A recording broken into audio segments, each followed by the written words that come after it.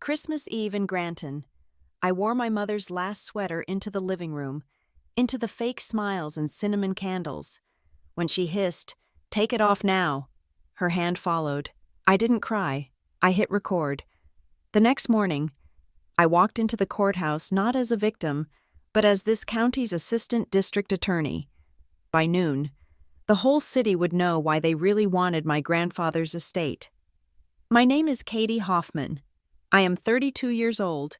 In my professional life, I am an assistant district attorney for Granton County.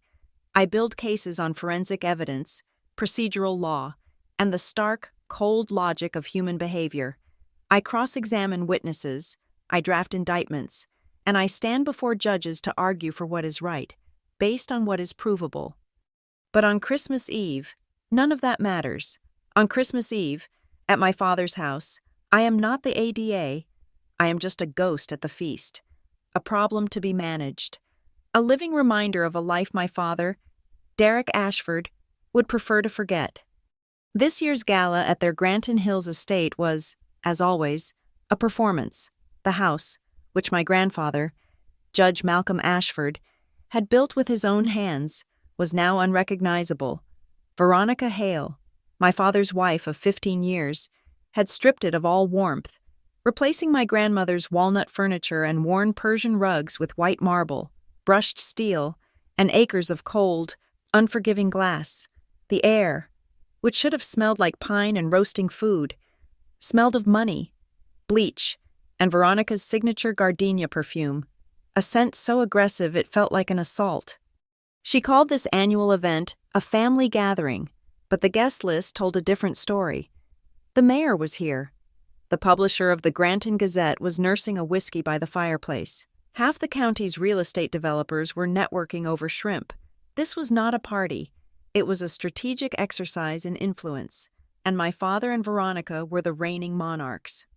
I had come, as I always did, out of a stubborn, fading sense of duty, and perhaps a masochistic need to see just how far they would push me. This year, I had pushed back. Though I hadn't intended to, I wore my mother's sweater. It was the last thing of hers I owned.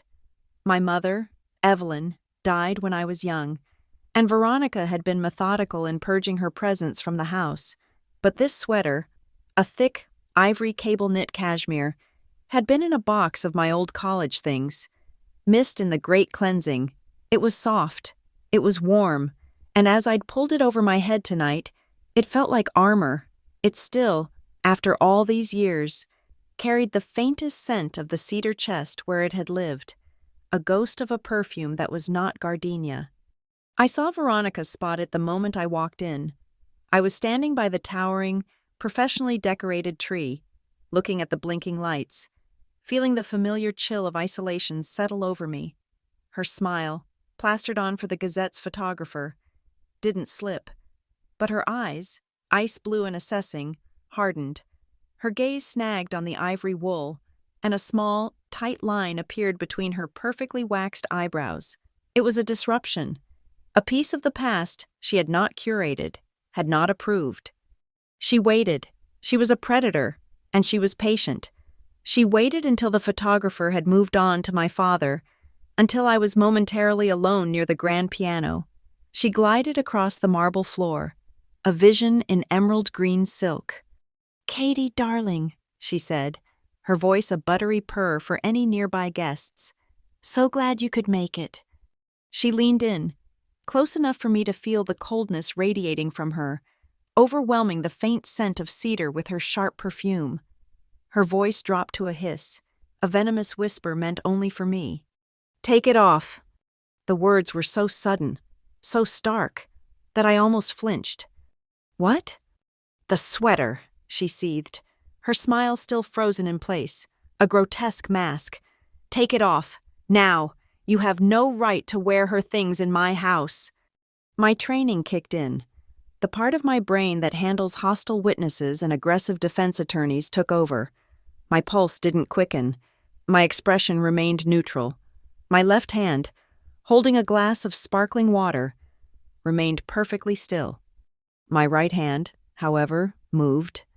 Casually, at my side, I brushed the bezel of my smartwatch. A single, silent tap. The microphone was active. In this state, one-party consent is all the law requires. "It's a beautiful sweater, Veronica," I said, my voice even, conversational. My mother had wonderful taste. That was the mistake, replying, acknowledging her, standing my ground. Veronica's control was a fragile veneer, stretched taut over a core of pure, seething resentment. My calm defiance snapped it. The polished hostess vanished. The mask fell. "I said take it off." Her voice was no longer a whisper. It was a low, guttural snarl that turned the heads of the mayor and his wife. Her hand came up. She didn't just slap me. She shoved me first. A violent, two-handed push to my shoulders. I stumbled backward. My heel catching on the leg of the piano bench, I flailed, knocking over a small silver-framed photo on the piano. A picture of her and my father. The room went silent. The clink of ice, the low murmur of conversation, the classical Christmas music. It all stopped, in that sudden, breathless vacuum. As I tried to regain my balance, Veronica stepped forward. She slapped me. It was not a dramatic, theatrical gesture. It was a vicious, short-armed crack of palm against skin. My head snapped to the side. The sound was sickeningly loud, echoing off the marble. A collective, sharp gasp rose from the 20 guests. My cheek exploded in heat. I tasted the metallic tang of blood as my teeth cut the inside of my lip.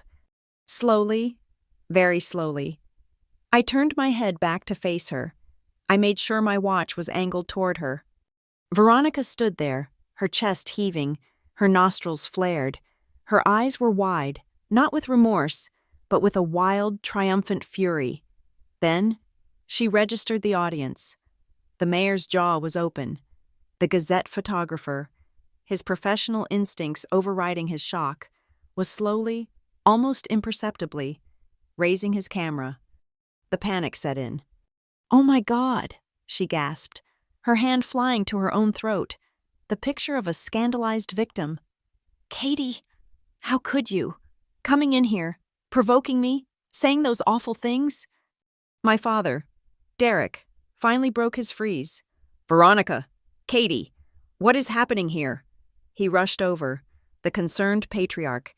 He put his arm around Veronica's shoulders, pulling her into his side. He looked at me, his eyes not filled with worry for me, but with a cold, frantic anger. "Katie, this is not the time," he said through gritted teeth. "Go upstairs, now. Don't make a scene." A scene? The word hung in the air. Absurd. "She hit me," I said. My voice was flat, professional. It cut through the silence like a scalpel. I was no longer Katie Hoffman, the daughter. I was Ada Hoffman, stating a fact. "It was an accident," Veronica shrieked, the tears already welling, a masterful performance kicking into high gear. She startled me. I just reached out to hug her, and she pulled away. She fell. I would never hurt her. "Derek, tell them." "She assaulted me, Dad," I said, my gaze locked on his. His face hardened, the Ashford annoyance, the look I knew so well, settled in. He was calculating the damage to his party, the political fallout, the embarrassment. He didn't even look at me.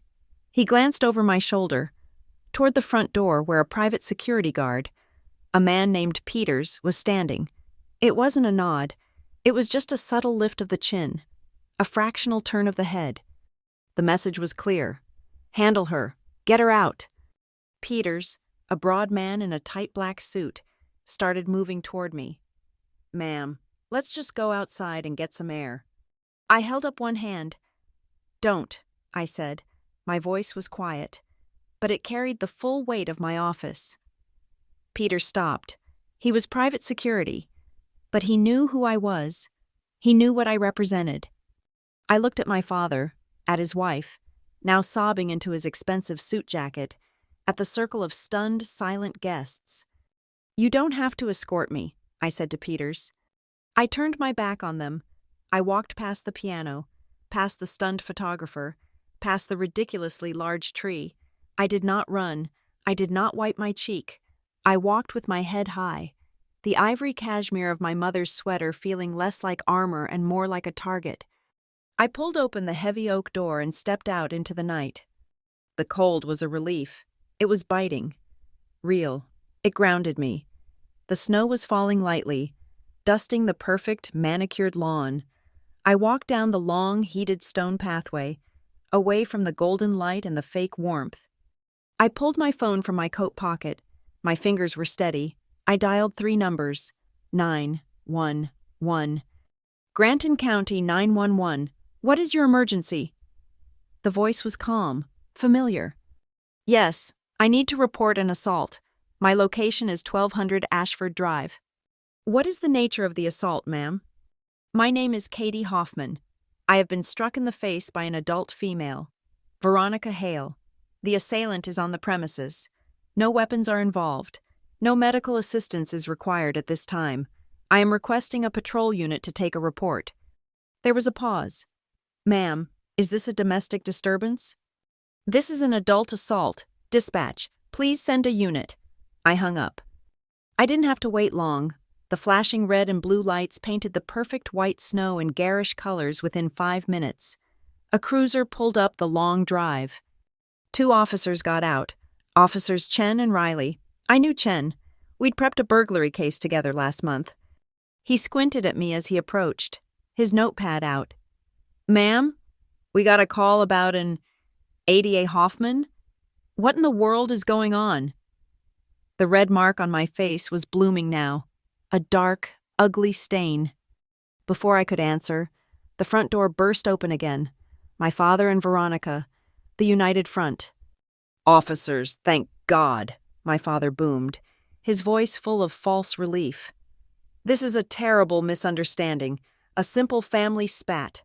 My daughter, she's not well. She gets emotional. He's lying, I said calmly. Officer! Veronica rushed forward, dabbing at her dry eyes with a silk handkerchief. It was an accident. I just reached for her, to give her a hug, and she startled and fell. I never touched her. She's making this up. I looked at Chen. Officer, at approximately 8:40 p.m. in the main foyer of this house, Veronica Hale shoved me and then intentionally struck me across the face with an open palm. There were approximately 20 witnesses, including a photographer from the Granton Gazette. That is a slanderous lie, Veronica shrieked. Furthermore, I continued, ignoring her, I have a full, uninterrupted audio recording of the incident, beginning with Ms. Hale's verbal threat to me and culminating in the sound of the assault and the immediate aftermath. It was captured on my watch. I held up my wrist. I can transfer the file to you right now. The home's own doorbell camera will also confirm my arrival time and a clear shot of my face, pre-injury. Chen's entire demeanor shifted. This was no longer a messy, he said, she said domestic. This was evidence. Sir, ma'am, Chen said to my father and Veronica, his voice now official. Please step back inside. We need to take Ms. Hoffman's statement. This is ridiculous, my father blustered. This is a private family matter. We can handle this internally. Sir, it stopped being a private matter when she called 911. Riley said, his hand on his hip. Please go inside. They took my statement. I was precise. I was factual. I airdropped the audio file to Chen's department phone. He listened to it, his expression grim. He looked at the red, swelling print of a hand on my cheek. He looked at my cut lip. We'll be filing a report, Ms. Hoffman, Chen said. It'll be on the captain's desk in the morning. And yours, I guess? Thank you, officer. That's all I ask. They went inside to get Veronica's accidental statement. I didn't wait. I turned and walked away. I walked down the long, winding driveway, the snow now falling thick and fast. I reached my own car, parked down the street, away from the valets and the spectacle. I sat in the dark, the engine off, the silence of the falling snow deafening. The only sound was the pulsing throb in my cheek. I leaned my head back against the seat, clutching the soft wool of my mother's sweater. I felt a profound, chilling emptiness. Then, my phone buzzed in my coat pocket. I pulled it out. A text from an unknown number. Just a string of words, stark against the black screen. Tomorrow, 9 a.m., Courtroom 3, the will of Judge Malcolm Ashford. I stared at the message. Judge Malcolm Ashford, my grandfather. He had died 6 months ago. My father and Veronica had handled everything. They'd had him cremated before I could even get back from my trial. They told me the will reading was a simple formality, that he'd left the estate to my father, his only son. They told me my name wasn't even in it. But tomorrow, at 9 o'clock in the morning, there was a hearing. In Courtroom 3, my grandfather's old courtroom. Suddenly, the night's events snapped into sharp, terrifying focus. The sweater, the public humiliation, the slap. It wasn't a random loss of control. It wasn't just about Veronica's jealousy. It was a warning shot, a desperate, clumsy, violent attempt to intimidate me, to isolate me, to paint me as unwell before I found out the truth. They knew. They knew I was named in that will, and they were terrified of what I might do. I started the car. The engine rumbled to life. The throbbing in my cheek was nothing now. It was a distant signal. Tonight wasn't an ending. It was the opening salvo, and they had just given their enemy the only evidence she needed. The Granton County Courthouse. This building is my second home. I normally walk through the employee entrance on the side, badge swiped, coffee in hand, nodding at the bailiffs and clerks who know my stride. My cases, my conviction record. I am ADA Hoffman here. I am a force. But today, December 26th, at 8:50 in the morning, I walked through the heavy, public front doors. I unclipped my phone and keys and put them in the gray plastic tray. I walked through the public metal detector. The guard, a man named Sal, whom I've known for 5 years, looked at the faint, purplish bruise blooming on my left cheek, then quickly looked away. He didn't say, "Good morning, counselor." He just nodded, his eyes full of pity. Today, I was not the prosecutor. I was the respondent. I was Katie Hoffman, and I was walking into Courtroom 3, my grandfather's old courtroom, as the person being sued. The air inside was thick and hostile. Courtroom 3, usually quiet on the day after Christmas, was packed. Probate hearings are typically dull, attended only by lawyers and restless heirs. This, however, was a spectacle. Veronica had made sure of it. I saw the Granton Gazette reporter from last night, the one who had watched Veronica slap me, sitting in the back row, his pen poised. I saw 3 members of Veronica's church auxiliary, their faces pinched in judgment. And in the front row, at the petitioner's table, sat the holy trinity of my current misery. My father, Derek Ashford, looked pale and tired, his eyes fixed on the wood grain of the table. Beside him, Veronica Hale, draped in a shockingly expensive black dress, a picture of manufactured grief. She wasn't just a grieving stepdaughter-in-law, she was performing the role of a lifetime. And next to her, patting her hand with oily confidence, was Brent Kincaid. Kincaid was a predator. I knew his reputation. He was the most ruthless, high-cost probate litigator in the county, specializing in high-asset, high-conflict cases. He built his career on blowing up families and taking a percentage of the wreckage. He saw me enter, looked at the bruise on my face, and a slow, self-satisfied smile spread across his. He thought he'd already won. He thought I was a wounded animal. At precisely 9 o'clock, the bailiff, a man who had served my grandfather for 20 years, called out, "All rise, the Honorable Miriam Soto presiding." We rose. Judge Miriam Soto swept onto the bench. Soto is a legend. She is sharp, meticulously prepared, and has a zero-tolerance policy for theatrics. We had worked together on a complex arson case 2 years prior. We didn't like each other, but we respected each other. Her arena was the only place I stood a chance. She settled her robes and adjusted her glasses, looking down at the docket. In the matter of the estate of Judge Malcolm Ashford, case number PB 2598, She looked up, scanning the tables. Her eyes landed on Kincaid, then on my father, then on me. She froze. It was just for a second, a fractional hitch in her judicial calm. Her gaze locked on mine. I saw the rapid calculation, shock, confusion, and then a quick, hard appraisal of the bruise on my cheek. She glanced back at the file, as if to confirm what she was seeing. A low murmur rippled through the gallery, the district attorney's office, in the dock. This was blood in the water. "Ms. Hoffman," Judge Soto said, her voice a flat, neutral stone skipping across a frozen lake. "You are present as respondent. Are you representing yourself?" "No, Your Honor," I said. My voice was clear and strong, ringing out in the suddenly silent room. On cue, the side door to the courtroom opened. Caleb Mercer walked in, his long legs eating up the space between the door and the respondent's table. He dropped his heavy leather briefcase, and the sound echoed like a gavel. "Caleb Mercer, Your Honor," he said, his voice booming. "Appearing on behalf of the respondent, Ms. Katie Hoffman." Kincaid's smug smile didn't just falter. It evaporated. He had been expecting an emotional, pro-se daughter, still wiping tears and blood from her face. He was not expecting Caleb Mercer. Caleb was the best probate litigator in the state, a man who didn't just win cases, he incinerated them, and he owed me, big. I'd helped his sister on a domestic violence case 2 years ago, getting her a protective order the system had failed to provide. He'd answered my call at 6 this morning. "Very well.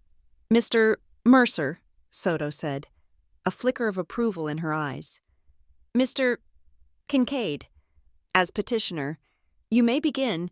What is the nature of this emergency hearing?" Kincaid, recovering, stood up, smoothing his tie. "Thank you, Your Honor. We are here today seeking an emergency order to invalidate the purported final will of Judge Malcolm Ashford, dated October 15th of this year." He walked toward the bench, his voice resonating with manufactured sympathy. "We contend this document, which we only discovered by accident, was procured under extreme duress, manipulation, and undue influence. We are here to protect the true, lifelong wishes of a great man." He turned and gestured, not to me, but to my father. "Here sits Derek Ashford, Judge Ashford's only son, a man who, along with his devoted wife Veronica, provided constant, loving, round-the-clock care for the judge in his final difficult years." I almost choked. Round-the-clock care. "And yet," Kincaid continued, his voice rising, "this suspicious, 11th-hour document suddenly and inexplicably cuts Mr. Ashford out. It names as sole executor and primary beneficiary." He spun around and pointed directly at me. "Ms. Katie Hoffman, his granddaughter." Veronica let out a perfectly timed, heart-wrenching sob. It was a practiced, theatrical sound. "She isolated him," she cried out, her voice breaking beautifully for the reporter in the back. "She kept us away. She poisoned him against his own family, just to get his money." Kincaid placed a gentle hand on her shoulder.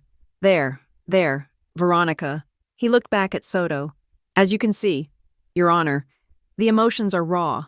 My clients are victims of a cold, calculating, and opportunistic woman." My father just sat there, staring at his hands, a ghost in his own life story. "Your Honor," Kincaid pressed on, "we have testimony, we have evidence, but most urgently, we have a serious, ongoing concern for Ms. Hoffman's own mental stability." My head snapped up. This was it. The play. "We have reason to believe Ms. Hoffman is unwell, prone to delusions, paranoia, and fits of rage. She has a history of erratic behavior, culminating in a violent, unhinged outburst just last night at the family home on Christmas Eve." I watched, clinically detached, as he built his false narrative. The Gazette reporter was writing so fast his pen was scratching the paper. "She arrived at a peaceful family gathering, created a disturbance, and began screaming accusations at my client, Mrs. Hale. She became so hysterical that she tripped and fell, injuring herself, and then, Your Honor, in a fit of persecutory delusion, she called 911, claiming she had been assaulted. Caleb rose slowly from his chair. Your Honor, is Mr. Kincaid testifying? Or is he going to present an actual, admissible argument? Because if he's just going to stand there and commit slander per se, I'd like to get my motion for sanctions ready. It's foundational, Your Honor, Kincaid snapped, his mask slipping. My client's entire case rests on two pillars. First, that Ms. Hoffman is temperamentally and psychologically incapable of serving as executor, and second, that Judge Ashford himself lacked testamentary capacity when this document was signed. He lowered his voice, affecting a somber tone. The judge was not the man we all knew and respected. In his final months, he was confused, suggestible. He was, in a word, incapacitated. He was vulnerable to a prosecutor, a daughter of the state, who used her finely honed skills of manipulation and intimidation to secure an estate that does not, and should not, belong to her. We are filing a motion, effective immediately, for an independent psychiatric evaluation of Ms. Hoffman. The room was utterly silent. A psych eval, the nuclear option. He wasn't just trying to win a probate case. He was trying to end my career. An ADA under court-ordered psychiatric evaluation? I'd be on administrative leave before the ink was dry. The charge wouldn't stick, but the stain would. Judge Soto held up a single silencing hand. Mr. Kincaid, she said, her voice so cold it could have cracked marble. You have just made several extraordinary and inflammatory claims. You allege the incapacity of the testator, who was not only one of the most respected jurists in this county's history, but also a man I knew personally for 30 years. You allege the incapacity of the executor, who happens to be an active, and by all accounts, effective, officer of this very court. You are, in short, lighting a very large and very dangerous fire. You had better have brought more than a match. We have, Your Honor, Kincaid said, though he looked rattled. Good, Soto said. Then you won't mind providing all of it. Mr. Mercer, do you wish to respond to this performance? Caleb stood. Briefly, Your Honor. First, we categorically deny every accusation Mr. Kincaid just spewed. They are false, defamatory, and frankly, pathetic. He turned to Kincaid. Second, for the record, my client, Ms. Hoffman, was unaware of the full contents of this will until she was contacted by the testator's attorney 2 days ago. She was not the one who submitted it for probate. She is here today not as a predator, but as a protector. She is here to defend her grandfather's final, clear-eyed wishes from those who would trample them for profit. This was true. I had no idea. I knew my grandfather and I were close, but I assumed, as everyone did, that the estate would pass to my father. I had been contacted by my grandfather's personal attorney, not Kincaid, who informed me that I had been named executor in a late-stage codicil and that he had filed it. The text message last night had been the warning that the fight was coming. As for Ms. Hoffman's stability, Caleb said, it seems laughably convenient that the night before this hearing, my client is suddenly the victim of a public assault and a subsequent character assassination campaign. A campaign, I might add, that appears to have originated in the petitioner's own home, in the presence of the media. This is baseless, Kincaid shouted. What's baseless, Caleb shot back, is claiming a 30 out of 30 score on a mini-mental state exam, taken 1 week before the will was signed, constitutes incapacity. What's baseless is ignoring a 21-year documented history of the petitioners financially draining the testator. Enough, Soto commanded, her voice sharp. Both of you, I have the petition. I have the response. I am not going to try this case today, but I am setting the rules. Mr. Kincaid, your motion for a psychiatric evaluation is taken under advisement, and let me be clear, it is hanging by the finest of threads. You proceed with that. You open your clients to a level of discovery into their own conduct that they may not enjoy. She looked at him. And you claim to have audio? Produce it. Full, unedited source files, with chain of custody, on my clerk's desk by noon today. A flicker of panic in Kincaid's eyes. She turned to Caleb. Mr. Mercer, you will produce Ms. Hoffman for a deposition. Both sides will produce full, unredacted medical records for Judge Ashford for the last 3 years. And I want visitation logs. I want to see who saw Judge Ashford, when, and for how long. I want phone records. I want security footage. I want it all. We will reconvene for a status conference in 48 hours. But, Your Honor, Kincaid stammered, my client's privacy. Your clients, Soto said, blew their privacy all over the Granton Gazette when they filed this petition. Don't insult my intelligence. She banged the gavel. We are adjourned. The room erupted. Kincaid, furious, was stuffing papers into his briefcase. Veronica was already weeping for the reporter. He's dead, and she's dancing on his grave. That monster. My husband's own father. She's as sick as her mother was. My blood ran cold. Caleb put a hand on my arm. We walk, he whispered. Head high. Don't look at them. Don't speak. We moved through the swinging gates. I could feel Veronica's hatred on my back, a physical, burning heat. We were halfway down the marble hallway, the sounds of the courtroom fading. When my phone buzzed, it was a text from Phoebe Lane, the Gazette reporter. Ungrateful daughter seems to be the quote of the day. Any comment on the psych eval motion? Veronica's PR firm, Black Birch, was already spinning the narrative. My phone buzzed again. A new text, from an unknown number. They're cutting the audio. The file Kincaid has, splicing it to make it sound like you threatened Veronica. He's going to submit it by the noon deadline. Be ready. A friendly leak. This was my courthouse. Not everyone was fooled by Veronica's crocodile tears. We reached the atrium. Caleb guided me to an alcove by the main doors, away from the foot traffic. Okay, he said, his voice low. That was a circus. But Soto is smart. She didn't just give us an opening. She gave us the whole damn barn door. Discovery, visitation logs, medicals. They're sunk. He's going to submit fabricated evidence, I said, showing him the text. Let him, Caleb said, a grim smile spreading. That's a felony. And in Miriam Soto's courtroom? It's professional suicide. But that PR campaign, that's the real fight today. We need to counter. We need to release the real audio from last night. No, I said. Not yet. We don't fight them in the press. We fight them in the record. What do you have, Katie? I went in there on 6 hours' notice and pure trust. What's our ace? I didn't answer. I had dressed for battle. I wore my best dark navy suit, a crisp white shirt, but underneath the suit jacket, I was still wearing my mother's sweater. The ivory cashmere was a secret shield, a soft, warm layer against the cold. I reached into my briefcase, past the legal pads and the penal code. My hand closed around a thick 9x12 linen envelope, sealed not with glue, but with a heavy burgundy wax seal. My grandfather's crest, the Ashford eagle, pressed into it.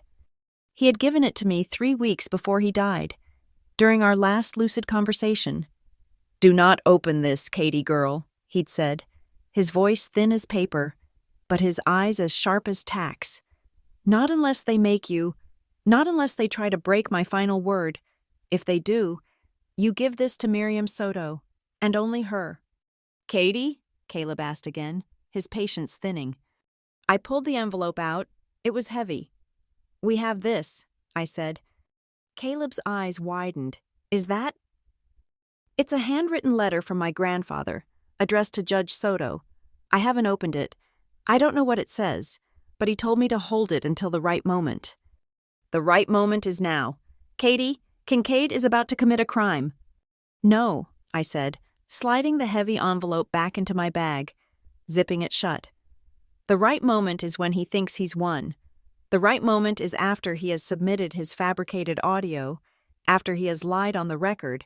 The right moment is when they've spent all their energy trying to prove I'm insane and he was senile, and they forget that he was the smartest man in this county, right up until the very end. I looked out the glass doors at the gray Granton sky. The snow was falling harder now. I touched the collar of my mother's sweater, the soft wool peeking out from my suit jacket. "Mom!" I whispered under my breath. "Mom!" I'm playing a high-stakes game, but this is my grandfather's house, and in Granton County, the house always wins. Kincaid's words, "isolated him." Undue influence rattled around in my head as I drove away from the courthouse. Isolated. He had used that word 3 times. He painted me as a predator, a spider weaving a web around a frail, old man. He painted Veronica and my father as the loving, excluded victims, banging on the door while I poisoned my grandfather's mind. The audacity of that lie was breathtaking. It was a perfect, polished inversion of the truth. They were not the ones locked out. They were the ones who never bothered to show up. My memory is not a weapon. It is a ledger, and I have kept the books meticulously. My mother, Evelyn, died when I was 9, a pulmonary embolism that no one saw coming. My father, Derek, was adrift. He had lost his wife, but I had lost my whole world. He was not equipped to handle a grieving 3rd grader. He was barely equipped to handle himself. 6 months later, he met Veronica Hale at a bereavement retreat in Scottsdale. A month after that, she moved in. A year after that, they were married. And I was a logistical problem, a relic of his first life, cluttering up the clean, new aesthetic of his second. That was when Judge Malcolm Ashford and Nora Ashford, my paternal grandparents, stepped in. They did not make a scene. They did not fight. My grandfather simply showed up in his old Lincoln, packed my bags, and took me home. Not to the glass and steel house Veronica was building, but to the old brick Georgian on the hill, the one my grandfather was born in, the one that smelled of old books, lemon oil, and safety. They raised me. From the 3rd grade on, I was their girl. My father and Veronica were given a permanent, open invitation. My grandmother Nora set 2 places for them at every Sunday dinner.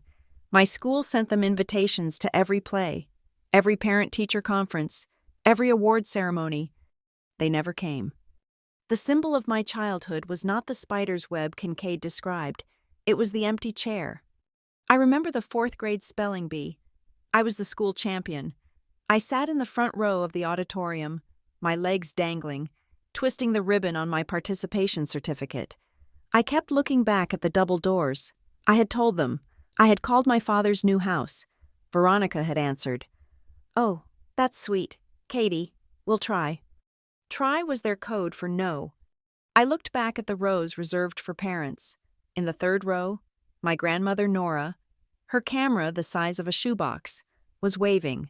Beside her, my grandfather, in his full suit and tie even on a Tuesday afternoon, gave me a slow, judicial nod of approval that made me feel 10 feet tall. And next to him, 2 empty folding chairs. The chairs followed me through life. They were at my middle school graduation. They were at my first violin recital. They were conspicuously vacant at the state debate finals when I won 1st place.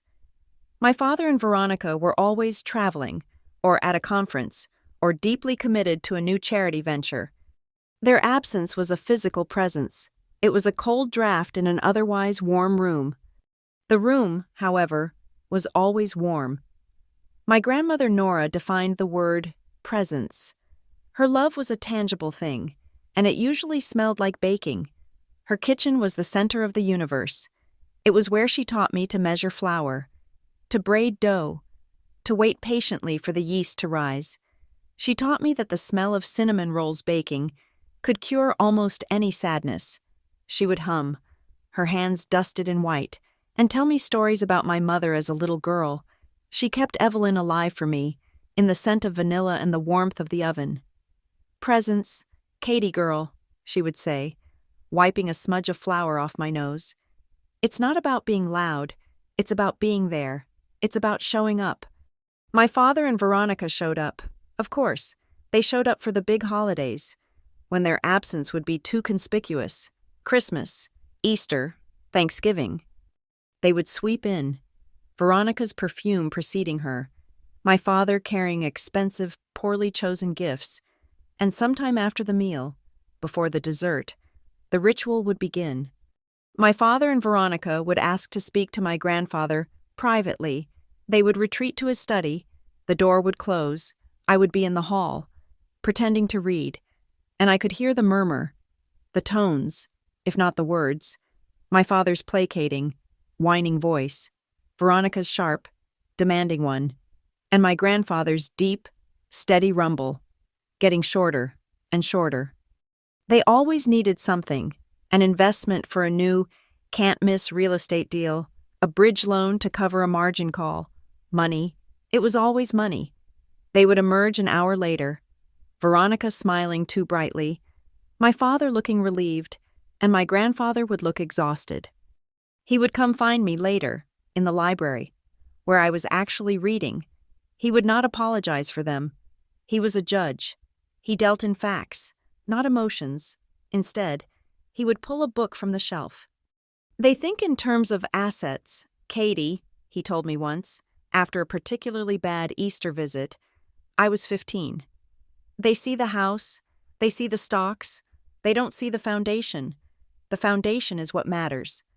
He taught me about the foundation. He did not teach me how to bake. He taught me how to think. He would bring home case files, old ones, redacted. He would lay out the facts of a property dispute or a contract violation. Forget the law for a minute, he'd say, tapping the file. What is just? What is the right, true thing? He taught me that justice was not about winning, it was about finding the balance. He taught me that a choice, once made, has consequences that ripple outward, and you have to own them. He taught me the difference between a lie of commission and a lie of omission. My father and Veronica were masters of the lie of omission. Every Christmas, a card would arrive from them, always. It was a performance they never missed.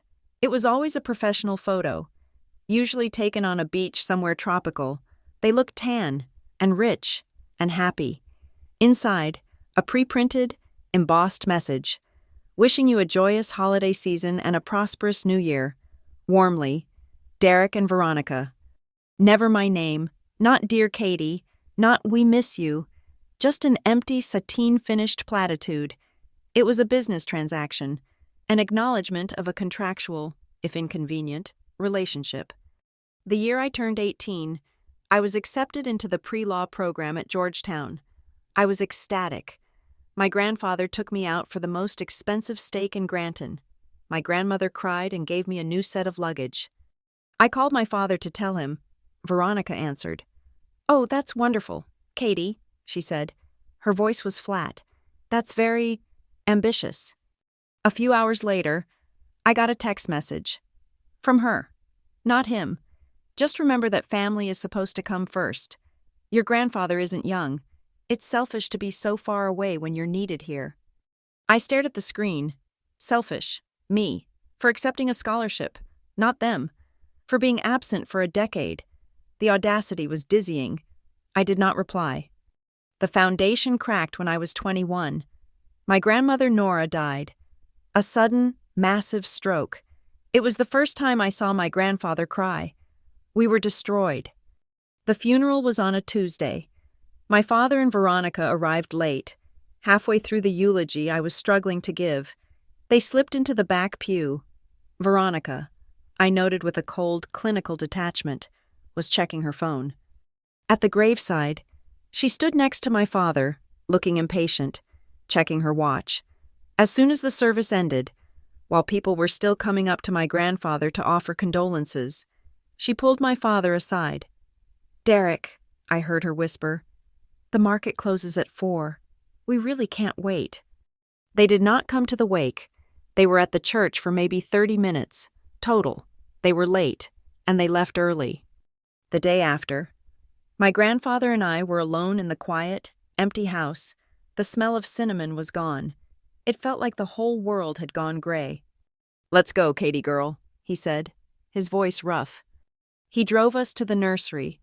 He bought 24 white rose bushes, and we drove to the cemetery. We spent the entire day, just the two of us, in silence, digging in the cold, hard-packed earth around Nora's grave. We planted a garden for her. When we were finished, our hands raw and caked with dirt, he stood up. "This," he said, gesturing to the roses, "is a promise. We do not forget. We do not let the noise erase the truth. We tend the garden." We tended it. He established the Nora Ashford Scholarship Fund for children in Granton County being raised by their grandparents. He did it quietly. No press release, no gala. He just funded it. He told me I would run it one day. "You understand the brief, Katie," he had said. "You know what presence means." He was there when I graduated from law school, magna cum laude. He and I were the only family there. He sat in the front row. It was a hot, humid day in Washington, D.C. Under my graduation gown, I was wearing my mother's sweater, the ivory cashmere. I wore it for her. I wore it for my grandmother. I posted a picture on social media. Me, in my gown, holding my diploma, my grandfather beaming beside me. The collar of the ivory sweater was just visible. Veronica, who followed me on social media purely for surveillance purposes, left a comment. One word: quaint. She deleted it 5 minutes later, but I had already seen it. Quaint, provincial, tacky, a thing from the past that did not fit her modern, clean aesthetic. And that, I realized, was what this was all about. Kincaid stood in that courtroom and accused me of stealing a material fortune. He was wrong. I was not there to defend the assets. I was not there for the house, or the stocks, or the money. I was there to defend the foundation. They could not have the money, because if they got the money, they got to rewrite the history. If they won, the world would believe their version, that they were the loving present family, and I was the quaint, unstable, ungrateful interloper. My vow was not about the cash. It was about the ledger. It was about the empty chairs, and the smell of cinnamon, and the white roses, and the word quaint left like a smear of graffiti on my greatest achievement. They were trying to erase the truth, and my grandfather, in his last act, had handed me the pen and told me to write it all down. I would not fail him. Caleb's office, 3 floors above the courthouse, became our war room, the day after Christmas. While the rest of Granton was sleeping off the holiday, we were preparing for battle. We didn't stop for food. The air was thick with the smell of brewing coffee and the low hum of hard drives. And Caleb had summoned his secret weapon.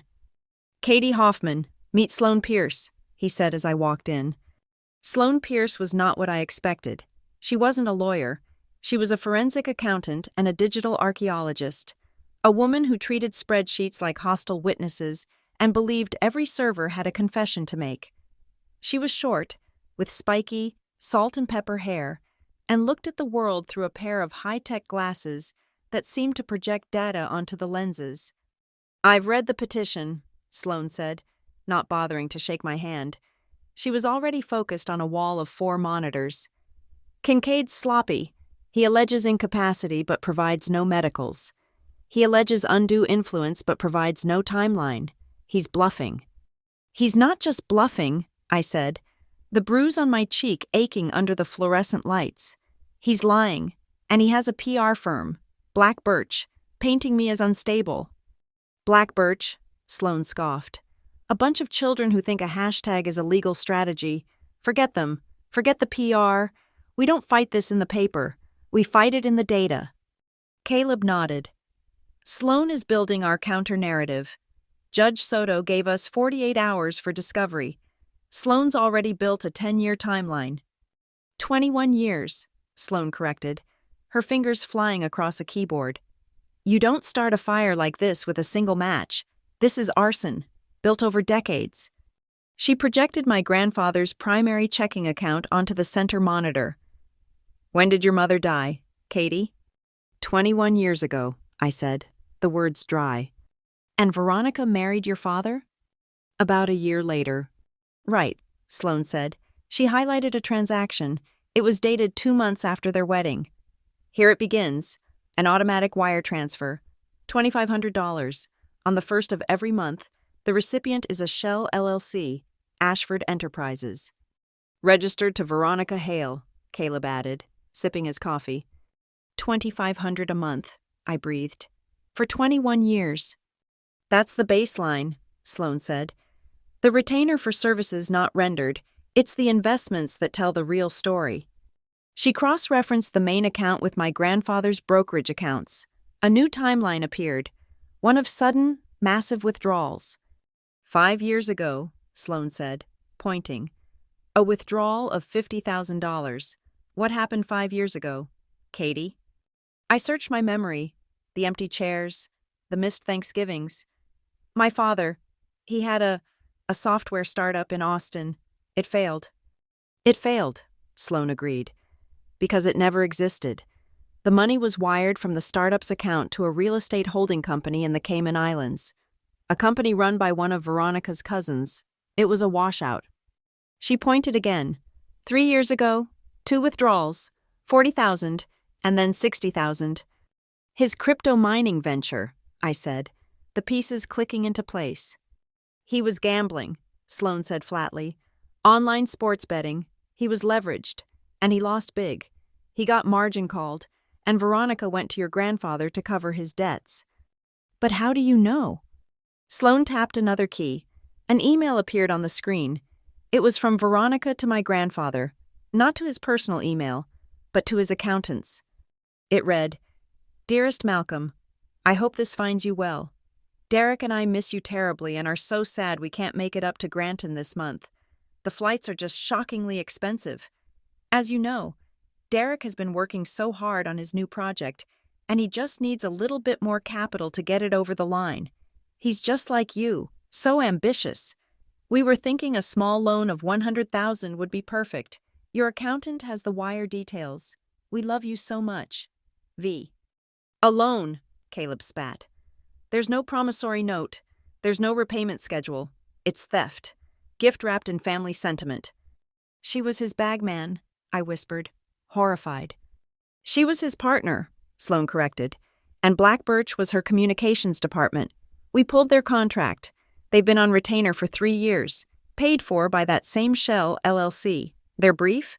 To craft a public image of Veronica and Derek as devoted family members and community philanthropists, while simultaneously managing the fallout from Derek's projects.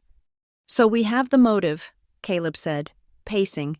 We have the long-term financial drain. Now we kill their case. Incapacity and undue influence. Let's start with incapacity, Sloane said, pulling up a new set of files. Kincaid made the mistake of naming the hospice provider, Allied Angels. Their records are digitized. I pulled the chart. She projected the nurse's notes, my grandfather's last 2 weeks. Kincaid claimed he was confused and incapacitated, Caleb said, reading from the petition. He was not, Sloane said. She highlighted a note from the admitting nurse. Patient is alert, oriented ×4. Patient is lucid, eloquent, and, quote, frankly a little intimidating. Patient's mood is philosophical and resolute. But the will, I pressed. He signed it in October. Kincaid said he was failing then. Kincaid is a liar, Sloane said. Here is the mini mental state exam, the MMSE. It was administered 1 week before he signed the will. He scored a 29 out of 30. What did he miss? Caleb asked, leaning in. The nurse asked him what county he was in. His response, according to the notes, I am in Granton County, but more importantly, young lady, I am in my own library, and you are interrupting my reading. That is the only fact that matters.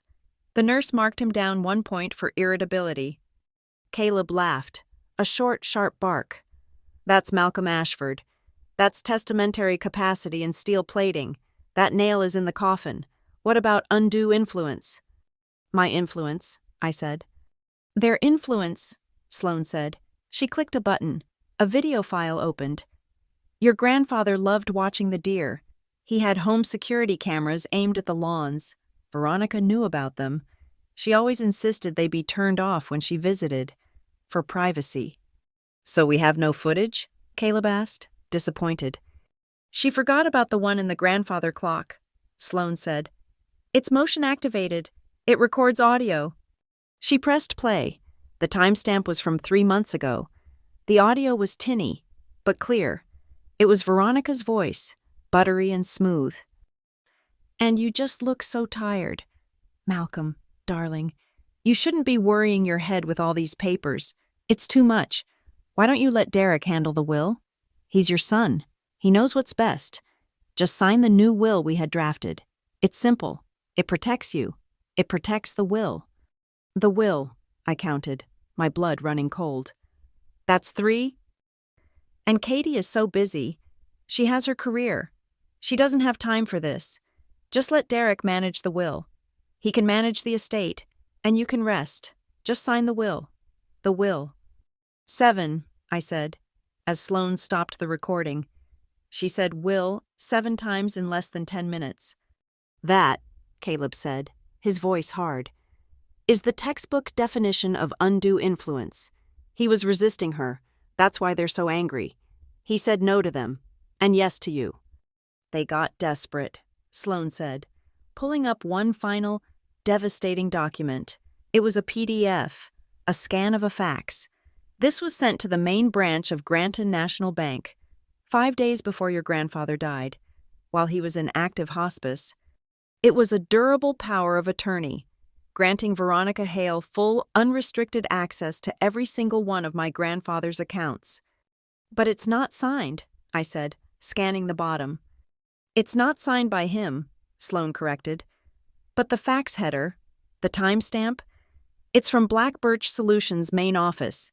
She tried to use a forged POA, or rather, an unsigned POA, hoping the bank wouldn't look closely. She was trying to empty the accounts before he passed. The bank manager, Mr. Foster, rejected it immediately," Caleb added, "and he's already agreed to testify. He said she threatened to end his career." We had it. We had the whole sordid story, the 21-year financial drain, the gambling debts, the fabricated PR image, the clear medical proof of his lucidity, the audio of their coercion, and the final, desperate attempt to steal it all with a fake POA. "Now the other side," Caleb said, shifting gears. "Kincaid's evidence, the audio. He submitted it at 11:59, right before the deadline, and he filed a motion to seal it, claiming it's too sensitive for the public record." "He's hiding the splice," I said, remembering the anonymous text. "He is," Sloane said, "but I know the audio forensic expert he uses, a guy named Marty. Marty's a hack, but he's a predictable hack. I've already filed a preservation order. Not for Marty's report, but for the raw drives from his studio. We're going to get the original file and the edited one. We're going to show Judge Soto the cut marks." Caleb nodded, grabbing his suit jacket. "Good. And I'm filing our counter motion. A motion for sanctions against Kincaid for filing a frivolous and defamatory petition. We're attaching the MMSE, the nurse's notes, and the bank manager's affidavit. We're not just refuting their claims. We're going to bury them under the truth." He looked at me. "We have the case, Katie, but we need witnesses who can speak to the human side, the empty chairs." "I have a list," I said, my voice hardening. "My grandfather's former clerk. She knew about the loans, our old housekeeper, Maria. Veronica fired her, the next-door neighbor, who saw Derek meeting with his bookies." "Get them," Caleb said. "Get them all." I packed my briefcase. The office was buzzing. We had a case. We had the evidence. We had a path to victory. But I didn't tell them. I didn't tell Caleb. And I didn't tell Sloane. As I packed my bag, my hand brushed against the thick linen envelope at the bottom, safe in its carbon-lined, fireproof sleeve. The burgundy wax seal with my grandfather's crest was still intact. This evidence, the bank records, the audio, the emails, this would win the case. This would get the petition dismissed and secure the estate. But the letter was not for the case. The letter was for the reckoning. Kincaid thought he was fighting for money. He didn't understand. I was fighting for the foundation, and I would not use my grandfather's final words until the perfect moment. I would wait until Kincaid was at his most arrogant, until Veronica was at her most performative. I would let them build their entire house of cards, And then I would hand Judge Soto the one, true, simple piece of evidence that would bring it all down in a single, devastating gust. I zipped the bag, the secret heavy inside. The first shot was fired at 6 a.m., 2 days after the hearing. My phone lit up with a notification. It was a sponsored post on Instagram, pushed out by Black Birch Solutions. It was a slickly produced, 1-minute video of Veronica, her face artfully tear-streaked, backlit by a fireplace. The audio was a professional voiceover. A mother's love, rejected, a family's legacy, stolen. And then, the hashtag, it was everywhere. On Twitter, on Facebook, on the Granton Gazette's comment section. Hashtag Justice for Derek. Hashtag Stop Elder Abuse. The most insidious one, hashtag Unstable Katie. My stomach clenched. This was Kincaid's strategy. Blessed by Veronica. They weren't just fighting me in court. They were trying to poison the entire county against me. They were trying to get me fired. A prosecutor deemed unstable by public opinion is a prosecutor who can't be put in front of a jury. Caleb called, his voice grim. It's a full court press. Black Birch just bought $10,000 in local ad keywords. By noon, anyone who Googles your name will see psychoval and unstable. So what do? I asked, pacing my small apartment. Nothing, Caleb said. We stick to the facts. We file our motions. The truth wins. The truth is slow, I said, looking at my phone, where my own friends were liking Veronica's post out of sheer ignorance. A lie is halfway around the world before the truth gets its boots on. Don't engage. Katie, that's what they want. They want you to look reactive, unhinged. I hung up, but the word unhinged echoed. I was a prosecutor. My entire career was built on emotional control, on presenting a calm, unassailable front. They were using my greatest strength as a weapon, painting my composure as cold and calculating. I opened my laptop. I did not log into Twitter. I did not respond to the Gazette's comment section. I logged into my private, personal Instagram account, the one I barely used. I went to my digital photo albums, to the folder marked Archive. I found the picture. It was from the 4th grade spelling bee. I was in the foreground, small and out of focus, my back partially to the camera. The focus of the photo, which my grandmother Nora had taken, was on the audience, in the 3rd row. There she was, my grandmother, her face split in a proud grin. Next to her, my grandfather, looking impossibly stern and proud, and next to him, 2 metal folding chairs. Empty. I posted the picture, no hashtag, no explanation, no context. Just the photo, and one short caption. The seats reserved for Derek and Veronica Ashford. I closed the laptop. Within an hour, the narrative began to wobble. The people who knew us, the old Granton families, the ones who had been at those school plays and recitals, they saw, they remembered.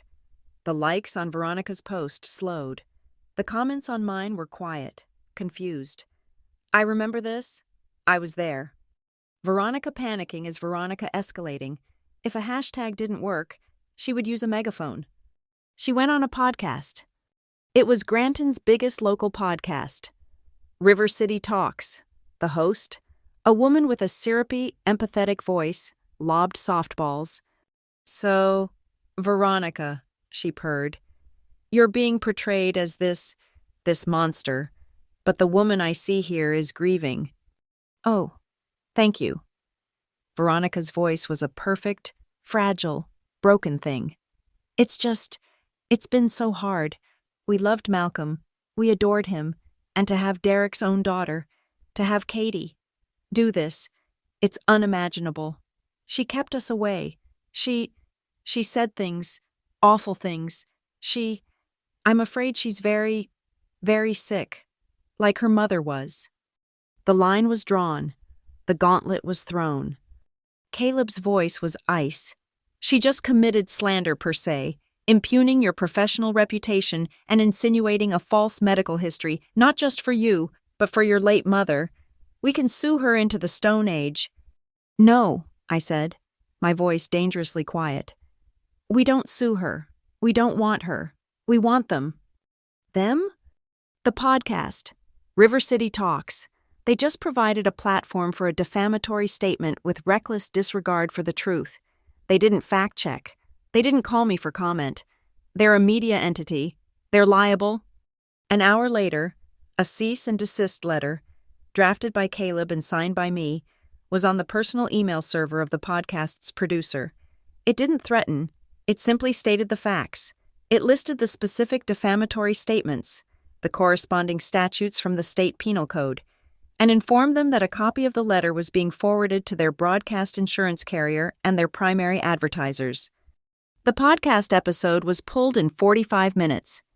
Kincaid was furious. He'd lost his public platform, so he fell back on his only other move, leaking to the press. The Granton Gazette ran the story on the front page of the local section. A.D.A. Hoffman, subject of court-ordered psychiatric motion. The article was brutal. It quoted Kincaid heavily. We have serious concerns about Ms. Hoffman's stability. A history of delusions. This isn't about money. It's about protecting Judge Ashford's legacy from a woman who is clearly unwell. My boss, District Attorney Mike Chen, called me into his office. "Katie, what the hell is this?" he asked, throwing the paper on his desk. "My phone is ringing off the hook.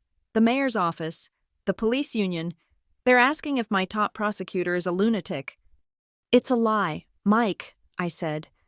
"It's a procedural tactic in a probate case. They're trying to discredit me." "I know it's a lie," he said, "but it's a good lie. What's your counter?"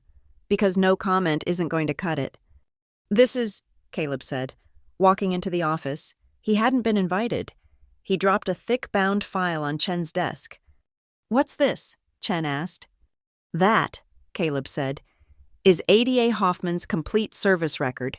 5 years, a 93% conviction rate on violent felonies, 2 official commendations from the Granton Police Department for exemplary service under pressure, and 12 victim impact statements commending her steadfast, compassionate, and unwavering support."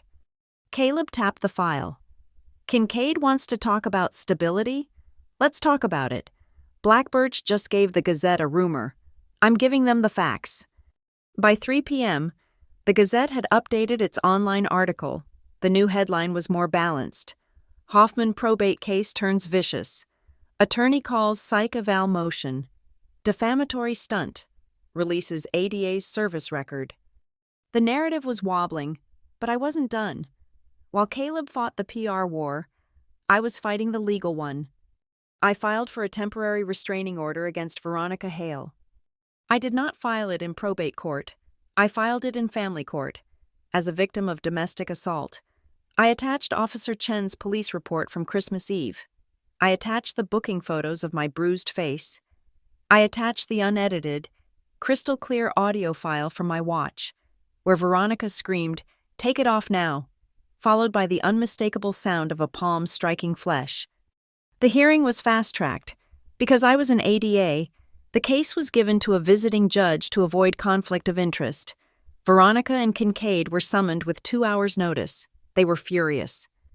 Veronica, forced to appear, tried her performance. "Your Honor, it was an accident. She's my daughter. I love her." The judge, a no-nonsense woman from up north, just sighed. "Mrs. Naum, Hale, I have a clear audio recording of you threatening Ms. Hoffman, followed by the sound of an assault. I have a police report. I have photographs of the injury. I am granting the temporary restraining order. You will stay 100 yards away from Ms. Hoffman, her home, and her place of work, which, by the way, is the courthouse you are currently standing in. Do you understand me?" Veronica's face was a mask of white-hot rage. The Gazette reporter, Phoebe Lane, was waiting for me outside. "Phoebe," I said, before she could ask, "you're getting played. You're printing Kincaid's lies, but you're not asking the right questions." "What are the right questions?" she asked, her pen ready. "The right question is, where was Derek Ashford? Kincaid called him a devoted caregiver. Ask him for the visitation logs. Ask him for the receipts." She frowned. And you'll go on the record? No, I said. But the truth is in the discovery file. If you ask for it, Kincaid has to give it to you. Phoebe was a real reporter. She smelled a real story. The next day, the Gazette printed a small, devastating clarification. A previous article referred to Derek Ashford as his father's primary caregiver. Court documents filed yesterday show Judge Ashford's visitation log listed his son as visiting 4 times in his final year, for an average of less than 30 minutes per visit. Sloane had done her work. She had leaked the log. And then, the tide broke. First, a call from our old housekeeper, Maria. "Miss Katie," she whispered, "I see the news. I see what she is saying. That woman is a snake. I never told you. She used to tear up your letters, the ones you sent from college, your paintings from the 3rd grade. I saw her. She said it was clutter. I will come to the court. I will tell the judge." Second, Sloane called, vibrating with discovery. "I got him. I got Derek. I cross-referenced his EasyPass records with his credit card statements. He wasn't just visiting for 30 minutes. He was using those visits as a pretext. He'd leave his father's house and drive straight to the OTB in West Granton. He'd stop at the ATM on the way. He was cashing my grandfather's household checks and running them through the 7th race at Saratoga. And finally, the anonymous leak. Someone inside Granton National Bank, outraged by the story, leaked a single document to Phoebe Lane, the monthly wire transfer, $2,500, every month, for 21 years, from Malcolm Ashford to Veronica Hale's shell company. The public narrative didn't just crack, it shattered. The devoted son was a gambling addict. The grieving widow was a gold digger on a 2-decade retainer. The unstable daughter was the only one telling the truth. The phone rang at 7 p.m., my private cell, an unknown number. "Katie," a voice said. It was Kincaid. "You should not be calling me directly, Mr. Kincaid. You know that's an ethics violation." "Save it," he snapped. "You're not an ADA right now. You're a pain in my ass. You've made your point. You're smarter than they are. We get it. So here's the offer. We drop the petition. We drop everything. We settle. 60-40. Your favor. You get the house, the liquid assets. They'll take the stock portfolio. Everybody goes home. Everybody's rich. All it costs you is one signature, a full, ironclad, mutual non-disclosure agreement. This was all a tragic misunderstanding. This story dies. Tonight." I was silent. I looked around my small apartment. I thought of the $2,500 payments. I thought of the torn-up letters. I thought of my father at the track, gambling away my grandfather's legacy while my grandfather was dying. I thought of the empty chairs. "A misunderstanding?" I said, my voice dangerously calm. "You think this is a misunderstanding? You think this is about money?" "I think," Kincaid said, his arrogance returning, "that this is the best deal you're ever going to get. Take the win. Katie, take the money." "Mr. Kincaid," I said, "the difference between you and me is that you think the money is the win. You're wrong. The truth isn't for sale. It's not a product you can barter with." "Don't be a fool, Katie. Don't let your ego write a check your career can't cash." "You have my answer," I said. "And if you ever call this number again, I will personally file the bar complaint myself. I will see you in court." I hung up the phone. The war for public opinion was over. The war for the truth was just beginning. The 48 hours Judge Soto had given us stretched into a week. The discovery process was not a negotiation. It was a paper war, fought in a blizzard of motions, affidavits, and exhibits. Our war room at Caleb's office was a forest of binders. Kincaid, having lost the battle of public opinion, retreated to the only ground he had left: procedural obstruction. He was throwing mud at the walls, hoping something would stick. His first attack was on the will itself. "Your Honor," he argued in a preliminary hearing, his voice dripping with new, unearned confidence, "we have grave concerns about the execution of the codicil. The witness who signed, a Mr. Eris Thorne, is a known associate of Ms. Hoffman. He is a family friend. He spat the words out like they were poison. He is biased. The entire execution is tainted. Caleb didn't even wait for him to sit down. Your Honor, Mr. Kincaid is either deliberately misleading the court, or he is criminally incompetent. Eris Thorne is not a family friend. He is Eris Thorne, Esquire, a partner at Granton's most respected estate planning firm. He served as Judge Malcolm Ashford's independent trusts and estates counsel for 32 years. He is the attorney who drafted every iteration of Judge Ashford's will, including the one from 15 years ago that Mr. Kincaid is championing. He is, in short, the single most unimpeachable witness in this entire matter, and he is here, ready to testify. A murmur went through the room. Kincaid's face flushed a deep, mottled red. He knew he'd been caught. That is not pertinent, Kincaid stammered, shuffling his papers. The witness is one thing, the testator's state of mind is another. Then let's address it, Caleb said, signaling to Sloane. She began passing binders to the clerk. Mr. Kincaid claims the judge was incapacitated and failing. We submit the judge's complete medical file for the last 5 years, provided by his primary care physician and his hospice team. He projected the key page onto the screen. Mr. Kincaid has repeatedly claimed the judge's mind was gone. We present a series of 6-month interval mini-mental state exams, the MMSE. As the court knows, 30 points is a perfect score. 6 months ago, Judge Ashford scored a 29. A year ago, 29. 2 years ago, 30. The 1 point he missed 6 months ago, Your Honor, was when the nurse asked him the date, and he replied, "It is the day after my son failed to show up for my birthday. That is the only date that matters." The nurse marked him down for uncooperative. A laugh, quickly suppressed, came from the gallery. His mind was not just intact, Your Honor, Caleb said, his voice resonating. It was a steel trap. He was lucid, and he was keeping notes. Caleb held up a thin, leather-bound book. Judge Ashford's personal journal. We submit the entry from July 20th, 3 months before he passed, and I quote, Veronica visited. She did not ask about the new medication. She did not ask about my comfort. She asked, verbatim, who are the accounts in trust for? And Tausch, are you sure Derek is protected? I told her I had protected the foundation. I do not think she understood what I meant. Caleb closed the book. This is not a man who was unduly influenced. This is a man who was documenting, with precise judicial clarity, the coercion attempts of the petitioners. Kincaid was sinking, but he wasn't drowned yet. All of this paper, it's a distraction. It doesn't change the fact that they isolated him. It doesn't change what she did. Let's talk about what she did, Caleb said, his voice hardening. Or rather, what Mr. Kincaid's clients attempted to do. We submit the affidavit of Mr. Foster, the branch manager at Granton National Bank. He projected the document.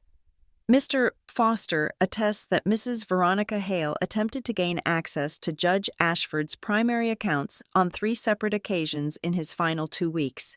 Once with an expired 1998 POA for my father, once claiming verbal authority as next of kin, and the final, most desperate time, 5 days before the judge's death, with the unsigned, fraudulent power of attorney we've already discussed. She was, and I quote Mr. Foster, frantic and aggressive, claiming the judge would have wanted her to have the money. He was being robbed, Caleb said, his voice low, and he knew it, and he acted, with the help of his longtime counsel, to protect his estate. That is not influence, that is prudence.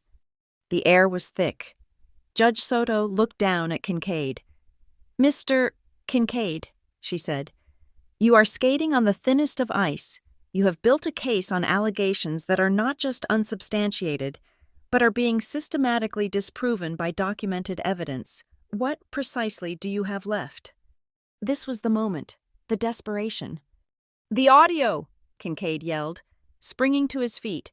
We have the audio, the sealed file. It proves her instability. It proves her violent nature.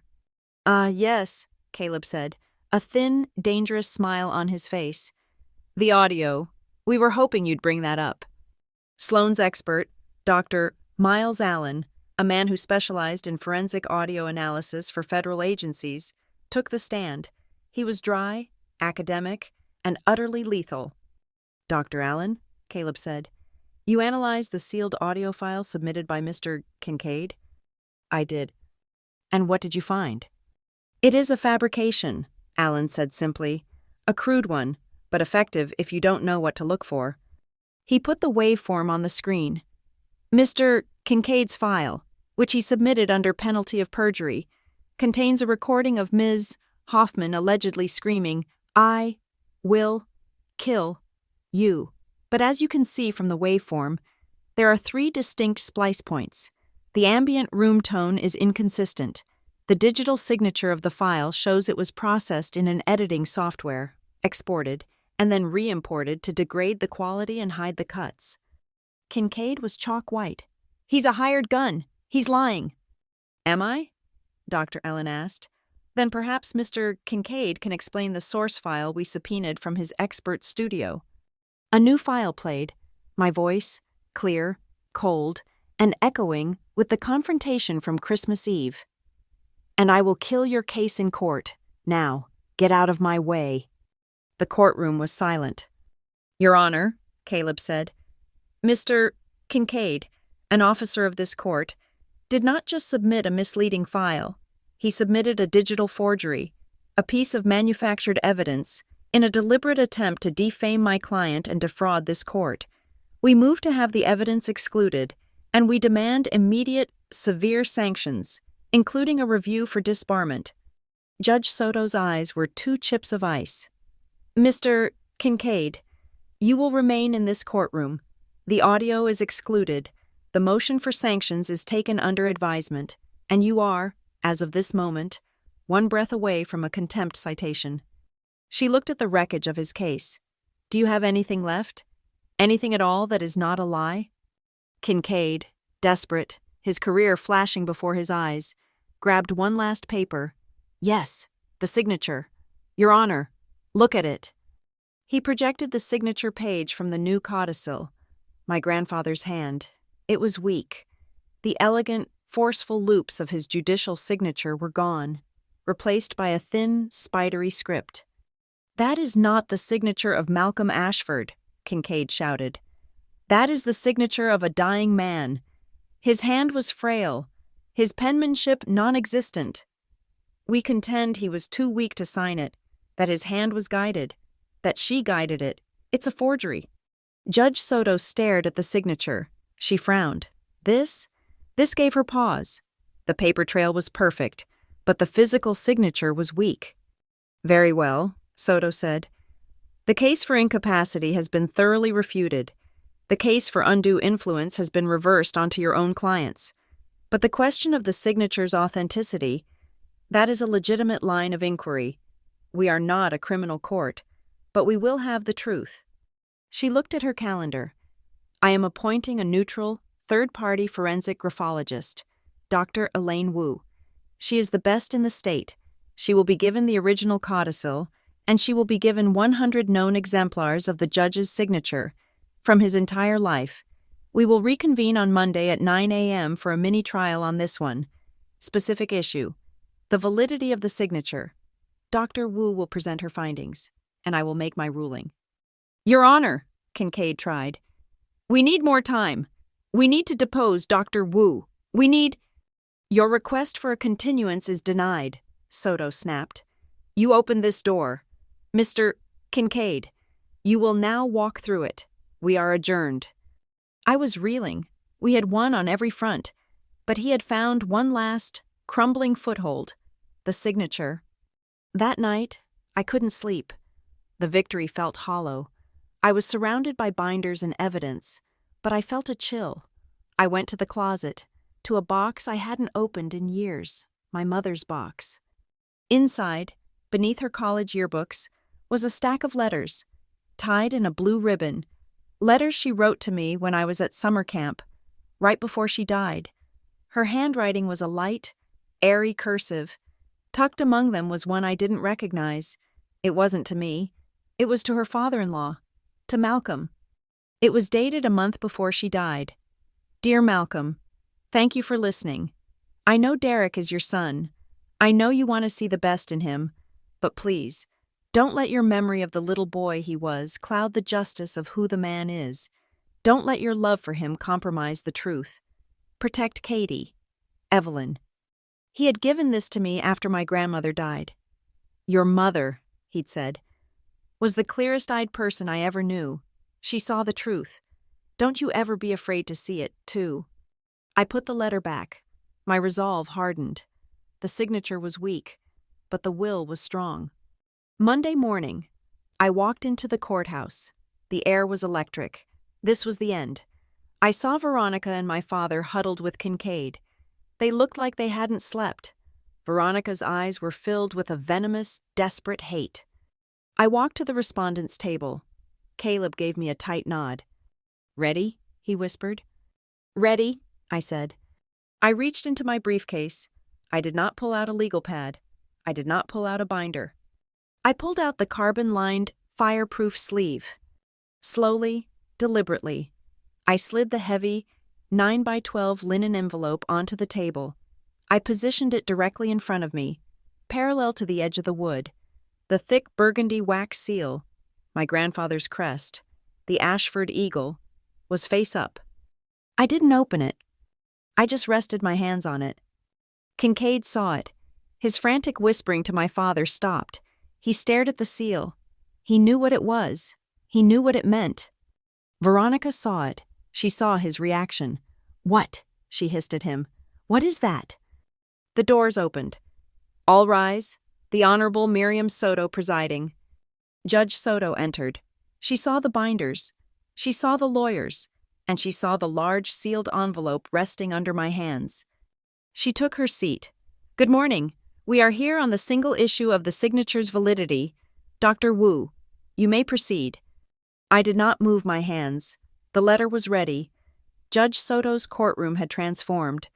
The preliminary skirmishes were over. The paper war had been fought. Now, the room was packed, the air heavy and still. For the live testimony, this was the theater. Caleb Mercer stood, his hands clasped behind his back. Your Honor, the petitioners have built their case on a fantasy, a narrative of a feeble, confused old man being manipulated. We will now call witnesses to paint the picture of the real Malcolm Ashford and the real intentions of those who now claim to be his victims. Call your first witness, Miss Mercer. The defense calls Nurse Sarah Reynolds. Nurse Reynolds was the lead hospice nurse, a woman with kind eyes and a spine of steel.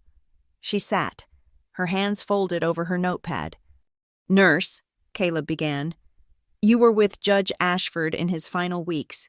Kincaid, the petitioners, have described him as incapacitated and suggestible. How would you describe him? I would describe him as the most resolute patient I have ever had, Nurse Reynolds said, her voice clear and without hesitation. Judge Ashford was in full command of his faculties. He was the one directing care. He was the one who refused a morphine drip, stating, and I quote, I have business to finish, and I will not do it in a fog. He was, until the last, self-directed. And his mental state? You administered an MMSE? I did. 1 week before the codicil was signed, she said. He scored a 29 out of 30. He was sharp, lucid, and, frankly, tired of being asked if he knew what county he was in. Thank you, Nurse, Caleb said. Your witness, Mr. Kincaid. Kincaid stood, sneering. Nurse, isn't it true that a patient in his condition, on that level of pain medication, would be suggestible, eager to please? Are you asking if he was in pain, or if he was a puppet? The nurse shot back. He was in pain, but he was no one's puppet. He argued with me about the dosage of his beta blockers. He was, to the very end, a judge. He weighed the evidence and made his own decisions, including his decision to see his granddaughter, and his decision not to see his son. Kincaid sat down. The defense calls Maria Flores. Maria, our old housekeeper, the one Veronica had fired for being part of the old clutter, walked to the stand. She was trembling, but her eyes were set. Mrs. Flores, Caleb said gently, you worked in the Ashford home for over 20 years. You observed the visits from Mr. Derek Ashford and Mrs. Veronica Hale. Yes, sir. When Mrs. Hale visited Judge Ashford, what did she talk about? Money, Maria said simply. Always money. Never, how is your heart, Malcolm? Or are you comfortable? It was always, where's the checkbook? Or did you see the quarterly reports? When he was sick, very sick, I brought him his soup. She was there. She was holding his hand, but she was looking at his Rolex. She asked him, who gets this when you're gone? And my client, Katie Hoffman? Señorita Katie, Maria smiled. Her first. She would read to him, the newspaper, old law books. She would sit, for hours. She would bring him soup, and she would rub his feet when they were cold. She did not ask for the watch. She held his hand. Thank you, Maria, your witness. Kincaid, learning his lesson, just shook his head. No questions for the help. Judge Soto's pen scratched across her notepad. The defense calls Mr. Gerald Foster. Mr. Foster, the bank manager, walked in, his face a mask of professional outrage. He explained the situation, the attempts by Veronica to access the accounts, the expired POAs. And then, Foster said, 4 days before Judge Ashford passed, she came in. She was not grieving. She was frantic. She presented me with a new durable power of attorney. It gave her full control. I noted, however, that it was not signed by anyone. What did you do? I refused. Of course, I told her I would need to call the judge to confirm. She lost her composure. She told me I would be bagging groceries by the next week. She said she was the family and she would not be denied. Thank you, Mr. Foster. The defense calls Mr. Samuel Henderson. Mr. Henderson, my grandfather's next-door neighbor, an old birdwatcher, took the stand. I saw him, he said, adjusting his glasses.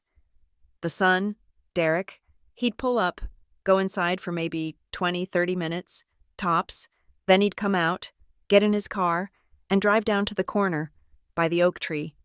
He wouldn't go home. What would he do? Caleb asked. He'd wait. A black sedan would pull up. A large man in a bad suit would get out, lean into Derek's window. They'd exchange envelopes. I'm retired, sir. I watch the birds, and I watch the neighborhood. That was not a social call. That was a payoff. Every other week, like clockwork, after he visited his dying father. Finally, Caleb unsealed the affidavit from the River City Talks podcast producer. We have a sworn statement, Your Honor, that the petitioner, Veronica Hale, did not break down in her interview. She was, in fact, given a script by her public relations firm, Black Birch Solutions, which included stage directions such as pause here, try to cry, and voice breaks, talk about being a victim. Judge Soto looked up from her notes, her face grim. She looked directly at Veronica. I have heard testimony of a 21-year history of financial requests, of attempts to access accounts with fraudulent documents, of a preoccupation with assets over health, and of a public relations campaign to paint a false narrative. The pattern of financial exploitation in this case is not just visible, Your Honor, it is blindingly obvious. Kincaid knew he was done. He had no case. He was a cornered, rabid animal. I have one final piece of evidence, he announced, scrambling. One final rebuttal to this performance. He walked to his table and picked up a large, foam-backed poster board. He turned it around. It was a photograph, blown up to an absurd size. It was me. I was on the porch of my grandfather's house, my face buried in his shoulder. I was visibly sobbing. He looked frail, his eyes closed, his hand on my head. This, Kincaid bellowed, is the undue influence we have been talking about. This is the loving granddaughter. This is not comfort. This is manipulation.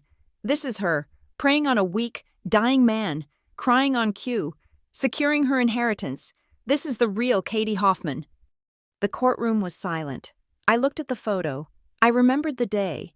I remembered the cold air, the smell of damp earth, the crushing weight of grief. I stood up. Caleb put a hand on my arm, but I shook my head. "Your Honor," I said, my voice quiet, but it cut through the room. "May I address the court and the petitioner?" Soto nodded. "Proceed, Ms. Hoffman, briefly." I walked, not to the witness stand, but to the center of the courtroom. I looked at the picture. "I remember that day. Mr. Kincaid," I said, my voice steady. "I remember every second of it. That photo was taken on April 12th. It was the anniversary of my grandmother, Nora Ashford's, death. My grandfather and I had just spent the morning at her grave, planting white roses, which we did every year. I was crying. Yes, I was crying because I missed my grandmother.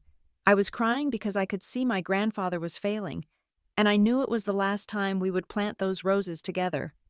I turned to the judge. "That was not manipulation, Your Honor. That was shared grief. That was the only thing my grandfather and I had left. They were never there. They were never at the grave. They were never at the anniversaries. They don't get to use our grief as a weapon." Caleb stepped forward. "And just in case Mr. Kincaid doubts my client's memory, we have this." He placed a small, elegant program on the projector. It was the bulletin from my grandmother's memorial service. "The in memoriam service for Nora Ashford, held annually on April 12th. As you can see, the petitioners were not listed as attendees." Kincaid was hyperventilating. His case was in ashes. I have a final witness," he choked out. "A secret witness. One who knows the truth about this court. I call Ms. Agnes Blythe." A sour-faced woman in a rumpled suit walked in. I recognized her. A former clerk from the probate division. She'd been fired years ago. "Ms. Blythe," Kincaid said, "you worked for this court. You knew Judge Ashford. Was he sound of mind?" "He was flighty," she said, her voice a nasal whine. "Always changing his mind. He changed his will 5 times. He was senile. I tell you, he once sealed a file from 1998, a simple property dispute. Said it was sensitive. He was losing it." Judge Soto leaned forward. "Ms. Blythe, what file are you referring to?" The Lyle property case. He sealed it. But I knew he was crazy." Soto's gavel came down so hard it sounded like a gunshot. "Bailiff, take this witness into custody." "What?" Kincaid and Blythe both yelped. "Ms. Blythe," Soto said, her voice lethal, "you have just admitted, under oath, in a court of record, to accessing sealed judicial files, a Class E felony. You have also violated your oath as a clerk. Your entire testimony is struck, Mr. Kincaid. You are so close to disbarment I can smell the ink on the order. You brought a perjurer into my court to testify about a crime she committed." It was over. The trial was a rout. Soto, her face a mask of thunder, looked at the clock. "It is 4 p.m. We are adjourned. This court will reconvene on Monday at 9 a.m. for the graphologist's report on the signature and for my final ruling. And God help you, Mr. Kincaid, if you waste one more second of this court's time." I packed my briefcase. I felt empty. It was a victory, but it felt like a funeral. Katie. I turned. Veronica was standing there, by the elevators. Kincaid and my father were gone. She was alone. Her performance mask was gone. Her face was hard, reptilian. "This is absurd," she hissed. "You've had your fun. You made your little speeches. You've humiliated my husband. Are you done?"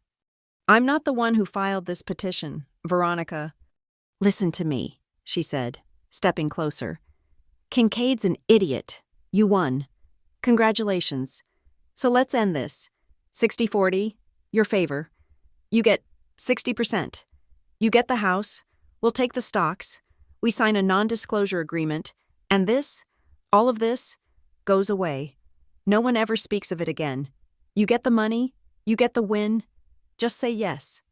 I looked at her, at the woman who had tried to steal my grandfather's money before he was even cold, the woman who had called my mother's sweater quaint, the woman who thought this was all a transaction. No, I said. Her eyes widened. No?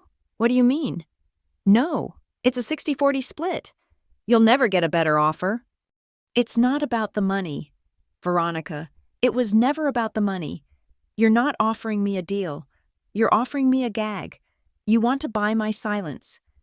The money is the only thing it's about, she spat. No, I said, as the elevator doors chimed and opened. It's about the truth, and the truth isn't for sale. I stepped into the elevator. You'll regret this, she shrieked as the doors closed, her voice echoing in the marble hall. The elevator was silent, carrying me down. The entire courthouse felt like it was holding its breath. Kincaid was beaten. Veronica was exposed. My father was a ghost. Monday was coming. Monday was the signature analysis and the final ruling. And I still had my grandfather's letter. The world had gone silent, muffled by the blizzard that had descended on Granton. My small apartment was the only still point in the storm. The only light a single, yellow cone from my desk lamp, illuminating the scattered papers, the law books, the cold coffee. It was Sunday night, the eve of the final battle. I was alone, but the room was crowded with ghosts. I walked to the corner of the living room, to the high-backed leather chair. My grandfather's old judicial chair from his study, the one he'd given me when I passed the bar. It was the only real piece of furniture I owned. In my hands, I held the ivory cashmere, my mother's sweater. I didn't put it on.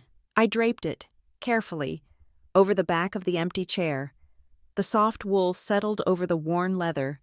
My mother, presiding. My grandfather, the bench. They were here. I was not as alone as I thought. The silence was broken by the buzz of my phone on the desk. A text message.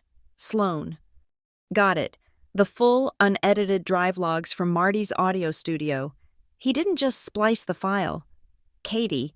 He created the fabrication 2 full days before Kincaid filed the petition. It's premeditated.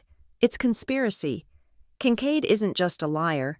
He's an active participant. Sending the metadata to Caleb now. Go to sleep. Go to sleep. I almost laughed. The phone buzzed again. This time, it was Caleb. Found it. Granton versus Lyle. 1998. Your grandfather's ruling.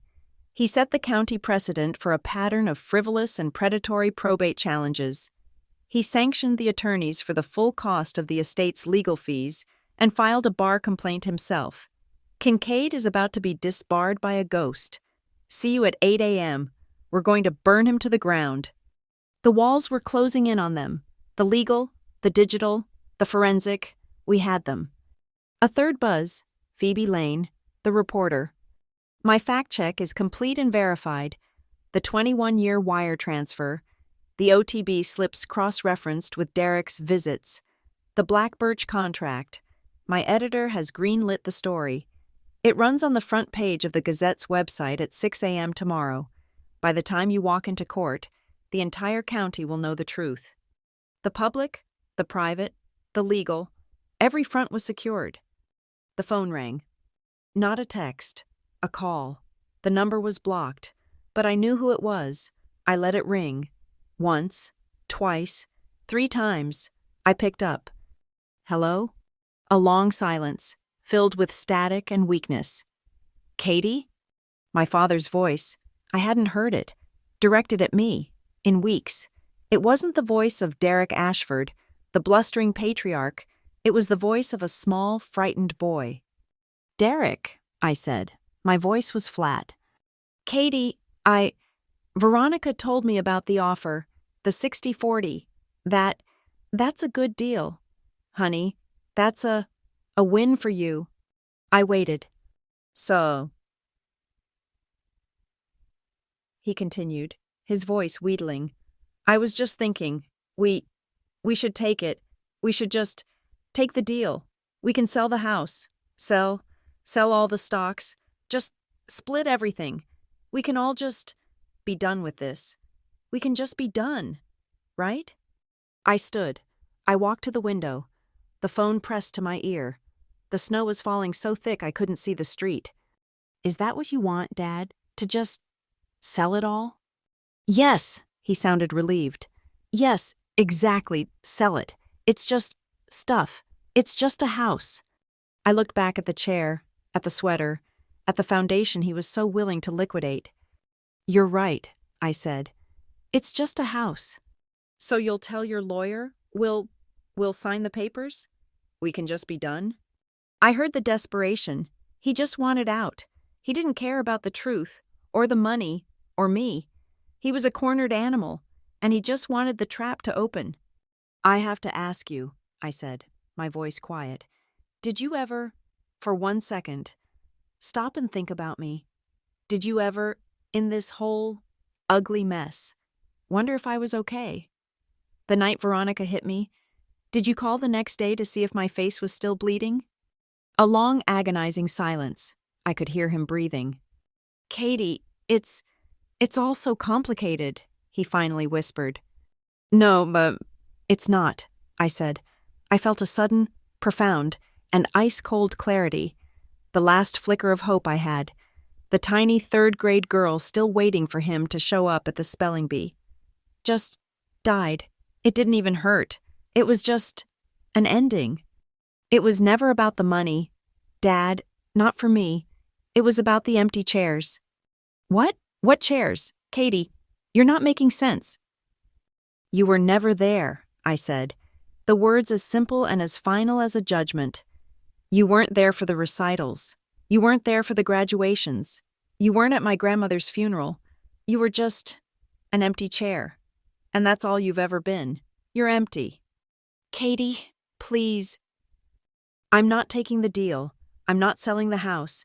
And I'm not signing a non-disclosure. I am going to court tomorrow, and I'm going to tell the truth. All of it. Goodbye, Derek.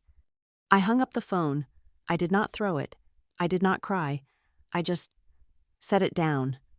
And I turned my attention to the last piece. The carbon-lined sleeve, the thick linen envelope with the burgundy wax seal, my grandfather's crest, the Ashford eagle. My hands were shaking. I had defended the case. I had won the PR war. I had destroyed my father's last, weak attempt at a truce. Now, there was only this. I slid a letter opener under the wax. The seal cracked, the eagle breaking in two. My heart was hammering against my ribs. What if he had changed his mind? What if it was a final, cruel test? I pulled the contents out. There were two things. The first was a letter, thick, heavy stationery, embossed with his judicial letterhead. The handwriting was not his usual, forceful script. It was spidery, thin, the penmanship of a man whose body was failing. But the words were pure steel. It was not addressed to me. My dearest Miriam. It began. He had written it to Judge Soto. My dearest Miriam. If you are reading this, it means I have passed, and the jackals are at the door. It means my son, Derek, and his wife, Veronica, are attempting to break my final will. I am writing this, my last official statement, to be entered into the record, and I am entrusting it to my granddaughter, Katie, because she is the only one I trust to know the right moment. Let me be clear, so no court can misinterpret my intent. My mind is sound, my body is weak, but my will is iron. This codicil is my final, considered, and absolute choice. I am not disinheriting my son. I am simply refusing to fund his self-destruction. For 21 years, I have paid a monthly stipend to his wife, a retainer to keep her avarice at bay. I have paid his gambling debts. I have funded his failed, imaginary ventures. I have poured my legacy into a hole, and the hole remains empty. They are not family. Miriam, they are liabilities. I have one legacy. Her name is Katie Hoffman. She is the only one who ever showed up. She is the only one who sat with Nora, and with me. not for money, but for presence. She is the only one who understands the foundation. She is a prosecutor. She is an officer of the court.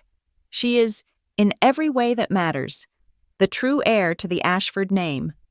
They will say I was senile. My medicals will prove otherwise. They will say she manipulated me. My journals will prove otherwise. She did not ask for this. I am giving it to her, because she is the only one I trust to protect the foundation, not just the assets. She is the only one who understands that justice, not blood, is what matters. Do not let them twist my final word. Your friend, Malcolm Ashford. I couldn't breathe. My knees buckled. I sank to the floor, clutching the letter. He hadn't just left me the house. He had left me his respect. He had left me his trust. He had seen me. And taped to the back of the letter, a small, silver thumb drive. I fumbled with it, my hands shaking so hard I could barely get it into the laptop. I clicked the single file. My grandfather's face filled the screen. He was in his library, in his chair. He was wearing his favorite cardigan. He was thinner than I remembered, ethereal, but his eyes were not sick. They were bright and sharp, and they were looking right at me. He smiled, a small, tired smile. "Hello, Katie girl?" he whispered, and then he looked past the camera, as if addressing the courtroom. His voice was thin, but it held the old rumble of the bench. "If you are watching this," he said, "it means they have challenged my word. It means they have proven my point. I have left a letter for the court, explaining the legalities, but this is for the truth." He leaned forward, his eyes burning into the lens. Blood is relation. It is an accident of biology. It is a fact, but it is not a bond. He paused, taking a rattling breath. Family. Family is presence. Family is a choice. It is the choice to show up, to be there for the failures and the triumphs, to sit by the bed, to plant the roses, to tend the garden. For 50 years, my wife, Nora, was my family. For 32 years, my granddaughter, Katie, has been my family. They showed up. He looked directly into the camera, his gaze unyielding. My son and his wife, they chose to be absent, and choices have consequences. This was my choice. This was my final decision. I trust the court to honor it. The screen went black. I collapsed. I put my head on my desk and I wept. It was not the weeping of grief, or sadness, or anger. It was a deluge. It was the breaking of the dam. It was the weight of his trust, his faith, his final profound gift. He had given me the last word. I cried for 10 minutes. I let it all out. Then I sat up. I wiped my face. I blew my nose. I picked up the phone. I called Caleb. "Caleb," I said. My voice was no longer the voice of a victim. It was the voice of an executor. "Katie, are you okay? You sound—" "I'm fine. I'm more than fine. Change of plans for tomorrow. We're not just defending against Kincaid's signature claim." "What do you mean?" "I mean," I said, "that we are going on the offensive tomorrow morning. We open with my grandfather's letter to Judge Soto, and we close with his video testimony." There was a long, stunned silence on the other end of the line. "My God, Katie," Caleb finally whispered.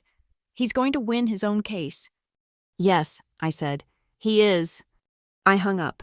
The snow had stopped. The city was blanketed in a perfect, still white. I walked to the chair. I picked up my mother's sweater. I folded it, precisely. I opened my briefcase, placing it on top of the files, on top of the letter, on top of the USB drive. I was bringing my mother's memory and my grandfather's voice into the final battle. The air in courtroom 3 was not just heavy, it was a vacuum. It was the crushing silence before the thunderclap. The gallery was packed, standing room only. Phoebe Lane was in the front row, her pen poised. My boss, DA Mike Chen, was in the back, watching. This was not the mini-trial on the signature. This was the final, brutal performance. Caleb stood, and this time he did not walk to the podium. He stood in the center of the well, as if to command the entire room. "Your Honor," he began, his voice a low, resonant drum. "Mr. Kincaid has spent this entire proceeding trying to paint a picture of a random, emotional dispute. He wants you to believe this is about a grieving family, a senile old man, and an unstable granddaughter.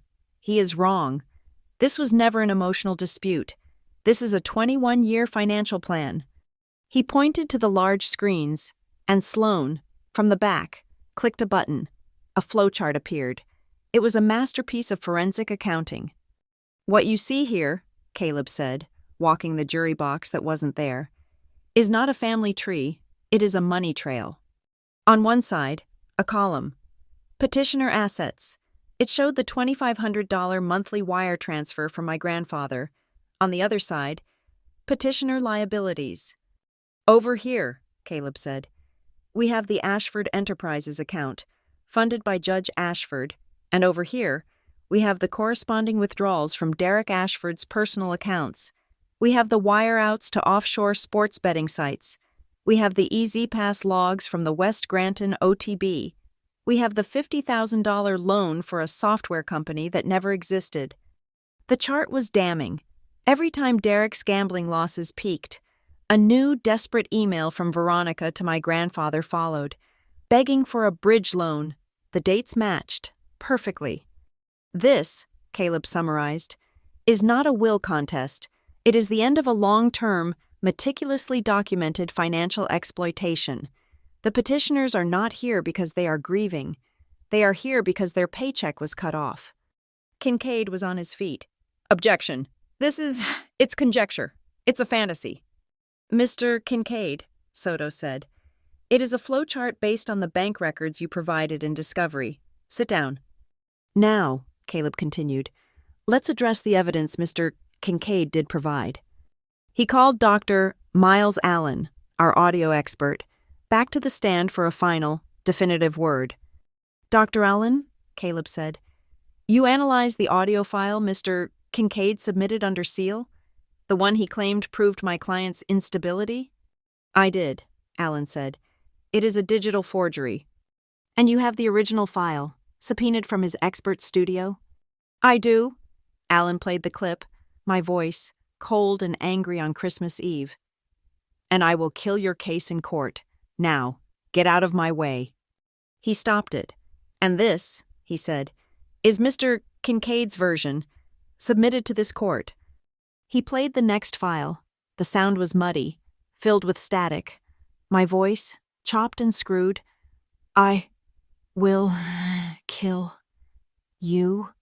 "The splice points," Allen said, as the waveform on the screen lit up with red circles, "are here, here, and here." He cut the word "your" and "case." He digitally amplified the word "kill." He then re-recorded the file onto a separate device to create a generation loss, hoping to hide the edits. It is, in my professional opinion, a deliberate, malicious fabrication. The gallery gasped. Judge Soto leaned over the bench, her face a mask of pure, cold fury. She was not looking at Dr. Allen. She was looking at Brent Kincaid. "The audio is excluded," she said, her voice shaking with rage. "And, Mr. Kincaid, my warning of sanctions was not idle. You will remain. The Bar Association will be hearing from this court." Kincaid's face was the color of ash. He sank into his chair, a ruined man. "One final witness on the matter of the petitioner's desperation," Caleb said. "We recall Mr. Gerald Foster." The bank manager, Foster, returned to the stand. "Mr. Foster," Caleb said, "we have heard your testimony about the 3 times Mrs. Hale attempted to access the judge's accounts, the expired POA, the verbal claim, the unsigned POA. Was that the end of it?" "No, sir," Foster said. "She came back, a 4th time, the day before Judge Ashford passed. He was in active hospice. She had a new document, a check, from the judge's personal account, made out to her shell company, Ashford Enterprises. For $100,000. And the check? The signature was a forgery, a bad one. It didn't even look like his. I refused to cash it. And you have proof of this visit? Yes, sir, Foster said. He nodded to Sloane.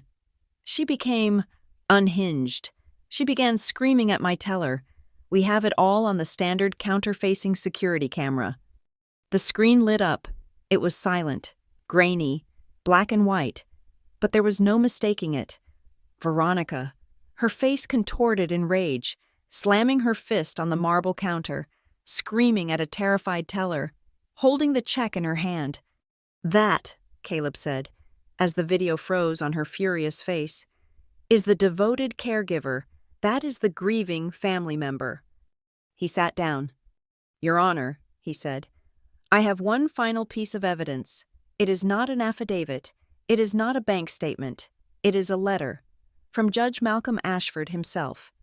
I picked up the heavy linen envelope, the one with the cracked wax seal. I walked it to the bailiff. For Judge Soto. The bailiff carried it to the bench. Objection! Kincaid, zombie-like, rose one last time. This is prejudicial. It's ex parte communication. It's bias. We have no idea what's in that. It could be a complete fabrication. Judge Soto did not open the letter. She looked at the envelope. She looked at the handwriting. She looked at the broken seal. Mr. Kincaid, she said, I am not accepting this letter, at this time, for the truth of its contents, but I am accepting it as authentic. I have presided in this county for 30 years. I knew Judge Ashford, and I, like the graphologist we did not need to hear from, can recognize his handwriting and his seal from a mile away. The fact that he wrote it, the fact that he sealed it, and the fact that he entrusted it to Ms. Hoffman, that is, in itself, testimony. Your objection is overruled. It will be entered into the record. She set it, unopened, on her desk, a heavy, silent weight. Does the defense have any further witnesses? Soto asked. Yes, Your Honor, Caleb said. The defense calls Katie Hoffman. My legs felt like water. I walked to the stand. I was not Ada Hoffman. I was not the respondent. I was just me. I swore the oath. Caleb did not ask me about the money. He did not ask me about the assault. Ms. Hoffman, he said, his voice gentle. Mr. Kincaid and your father have repeatedly described you as isolated from the family. Is that true? No, I said. My voice was clear. They were not the family. My grandparents, Malcolm and Nora, were my family. They raised me. And your father and Mrs. Hale? They were absent. They were a presence I was told to expect, but who never arrived. Can you explain that? I looked at the judge. Your Honor, Kincaid just showed a picture of me crying. He was right. I was grieving. But I have been grieving my father my entire life, my childhood. It was defined by empty chairs, 2 of them, at my 4th grade spelling bee, at my high school graduation, at every recital, every Thanksgiving. 2 empty chairs, reserved for Derek and Veronica. They never, not once, showed up. I took a breath. They say I manipulated my grandfather. That's not true. I was just present. I showed up. I sat with him. I read to him. I was there. That is the only influence I ever exerted. The influence of being there. And what, Caleb asked, are you asking this court to do? I'm not asking for money, I said, my voice hardening. I am asking this court to protect the dead. I am asking you to protect my grandfather's final, lucid, considered wish. He was a judge. He knew his own mind. He knew his own family. And he wrote his will. His intent was clear. They are not here to grieve. They are here to steal. Do not let them. I finished. I had said my piece. Thank you, Miss Hoffman, Soto said. Her eyes were soft. You may step down. Your Honor, Caleb said, his voice rising again. We have one final witness. Mrs. Soto looked at him, confused. Mr. Mercer, Your witness list is exhausted. This witness, Caleb said, is Judge Malcolm Ashford. A profound, deathly silence. Veronica's head snapped up. Mr. Mercer, Soto warned, do not play games. I am not. With the court's permission, Caleb gestured to Sloane. The lights went down. The projector screen lit up. And there he was. My grandfather, in his chair, in his library, thin, frail, but his eyes were burning. He looked into the camera. If you are watching this, his thin, reedy voice filled the courtroom. It means they have challenged my word. I could hear Veronica gasp. No, she whispered. No. Blood is relation, my grandfather said, his voice gaining strength. It is an accident of biology. It is a fact, but it is not a bond. My father, Derek, had his head in his hands, his body shaking. Family. Family is presence. Family is a choice. It is the choice to show up, to sit by the bed, to plant the roses. For 32 years, my granddaughter, Katie, has been my family. She showed up. And then, he looked directly into the camera. His gaze was not just judicial, it was final. My son and his wife, they chose to be absent, and choices have consequences. This was my choice. He looked right at Veronica, as if he could see her through the lens, through time. You chose to be absent, Veronica. This was my final decision. I trust the court to honor it. The screen went black. Coercion! Veronica shrieked, leaping to her feet. Her face was a mask of pure primal rage. You poisoned him. You forced him. That's not him. That's... Ook. Sit down! Judge Soto's gavel cracked like a rifle shot. Mrs. Hale, you are in contempt. Bailiff. Wait, Caleb said. One final thing, Your Honor. Veronica froze, panting, as the bailiff approached.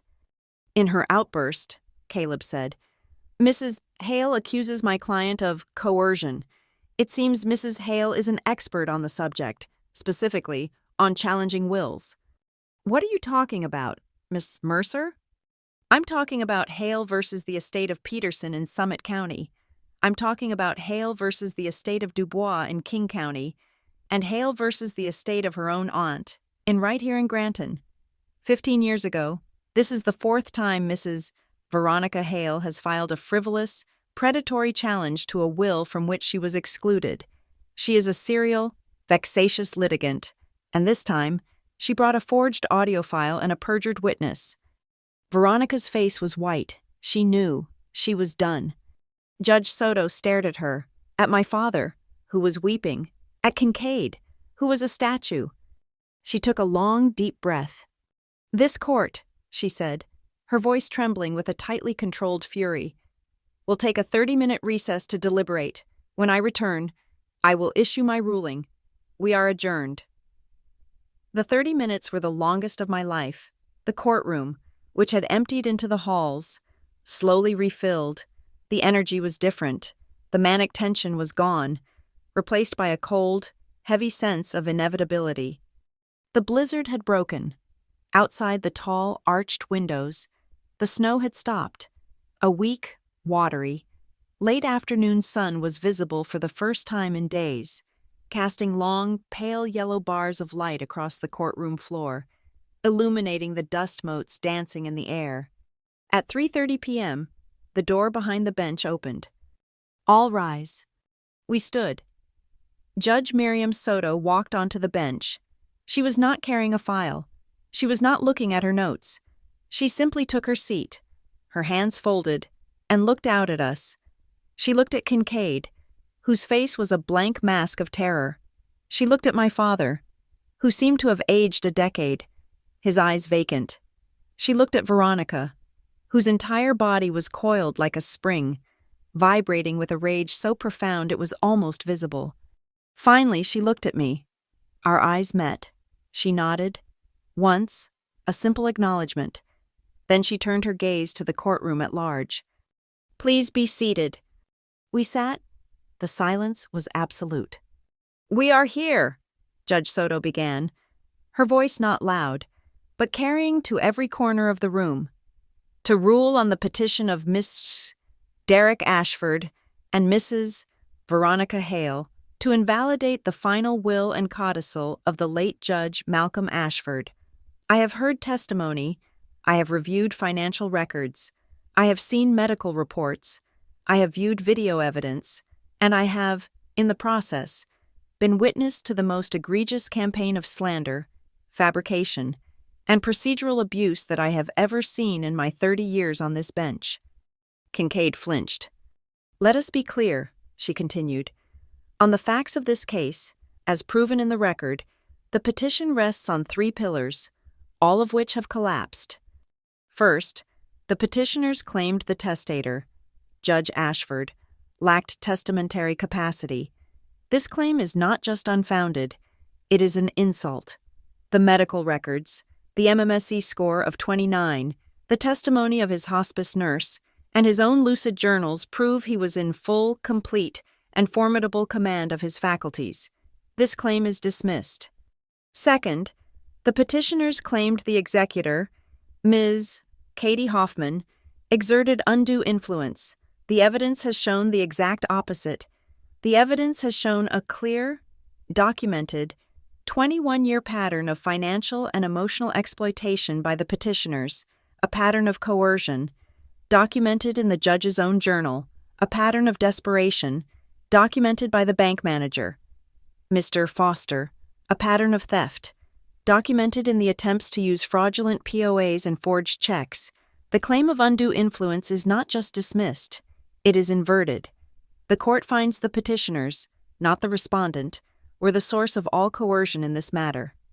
Third, she said, her voice dropping, the petitioners, through their counsel, Mr. Kincaid, attempted to enter into the record fabricated, malicious, and defamatory evidence, specifically, a digitally altered audio file designed to slander Ms. Hoffman. They brought a perjured witness to the stand to testify about a crime she committed. They have shown a contempt for the truth, a contempt for the deceased, and a contempt for this court that is staggering. She leaned forward. This petition is not a good faith dispute. It is the final, desperate act of a failed financial exploitation. It is a predatory, frivolous, and vexatious lawsuit. Therefore, the petition is denied in its entirety.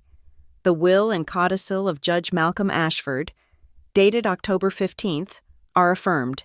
This court finds the will to be a valid, lucid, and final expression of the testator's wishes.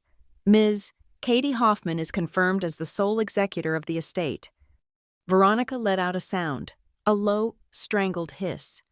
Furthermore, Judge Soto continued, this court will not suffer this abuse to go unpunished. The petitioners, Derek Ashford and Veronica Hale, are hereby ordered to pay the entirety of the estate's legal fees and all court costs associated with this frivolous action. Mr. Mercer, you will submit your billing. Caleb nodded, a grim, satisfied line. As for you, Mr. Kincaid, she said, locking eyes with him, this court is referring its findings on your conduct, including the conspiracy to submit forged evidence and the suborning of perjury, to the district attorney's office for a full criminal investigation. I am also filing a formal complaint with the State Bar Association, with my full recommendation for your immediate and permanent disbarment. You are a disgrace to this profession. Kincaid made a small, choking noise. He looked like he had been shot. And finally, Soto said, my clerk will provide the district attorney's office with the security footage from Granton National Bank, as well as the testimony regarding the fraudulent POA and the forged $100,000 check for a separate criminal investigation into Mrs. Veronica Hale. Veronica stopped breathing. Her face, which had been red with rage, went a stark, flat white. She was completely, utterly silent.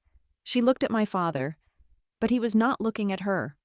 My father was slumped in his chair, his head bowed, his hands limp in his lap. His phone, resting on the table, began to buzz. A text. It buzzed again. And again, a furious, vibrating rhythm against the wood. His creditors, the men in the black sedans, they knew. The news was out. His shield was gone. Judge Soto banged the gavel. "This court is adjourned." The room exploded. People stood, talking, gasping. The bailiff was at Kincaid's side, quietly asking him to remain. I did not move. I did not cheer. I did not smile. I just sat. I felt the tension of the last 2 weeks, the last 32 years, just drain out of me, leaving a profound, hollow stillness. Slowly, I reached into my briefcase. I pulled out my mother's sweater. I stood up, and I slid my arms into the soft, warm, ivory cashmere. It settled over my shoulders, a mantle, not armor. I looked at Judge Soto. She was gathering her papers, her face set. She looked up and met my gaze. I did not bow. I just dipped my head, a sign of respect from one officer of the court to another. She held my gaze, and she nodded back. I turned and walked away. The press swarmed me in the atrium. Cameras, microphones, questions. "Ms. Hoffman! Ms. Hoffman!" Phoebe Lane pushed to the front. "Katie, the entire city just heard the ruling. What do you have to say? What do you say to the public that just heard what they did?" I stopped. I looked at the cameras, at the lights. I thought of my grandfather's video. I thought of his final words. "Family," I said, my voice clear and steady. "Is presence." That was all. I pushed through the doors and walked out into the cold, clean air. The next day, I did not go to the courthouse.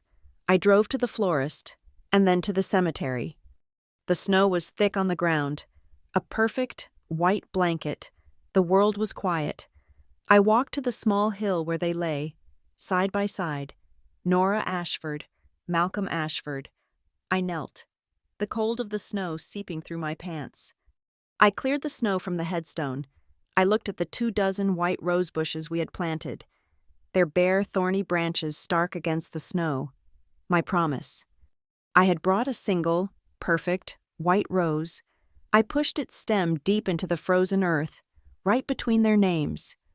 "We tended the garden, Grandpa," I whispered. "It's safe now." I stood there for a long time, just breathing. When I got back to the car, I made the call. "Caleb Mercer's office." "It's me, Caleb. Tell Sloan I'm on my way. We have work to do." "Katie, are you all right? Where are you?" "I'm fine," I said, and I was surprised to find it was true.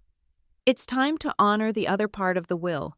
I want to have the Nora Malcolm Scholarship Fund for grandparent-led children endowed, funded, and accepting applications by the spring."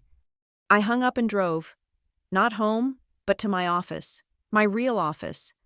I walked into the Granton County District Attorney's building. The security guard nodded. "Welcome back, counselor."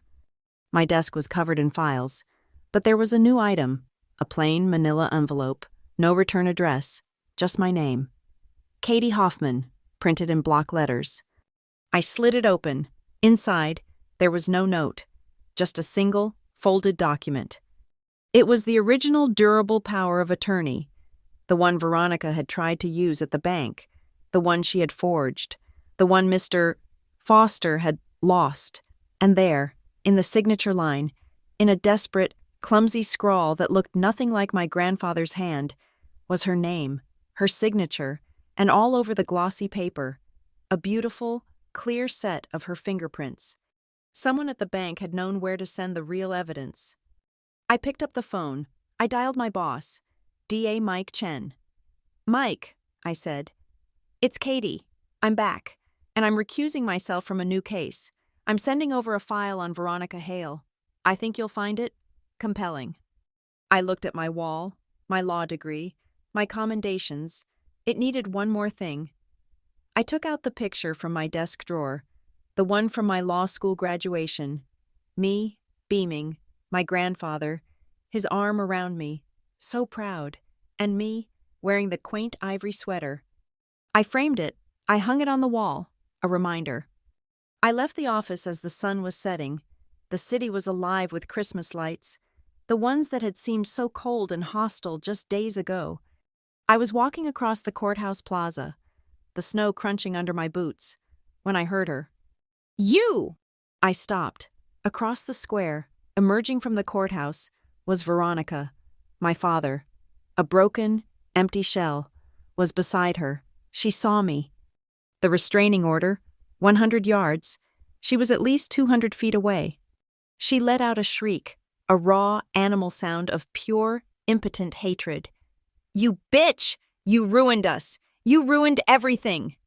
She took a step, as if to lunge at me, to run across the plaza.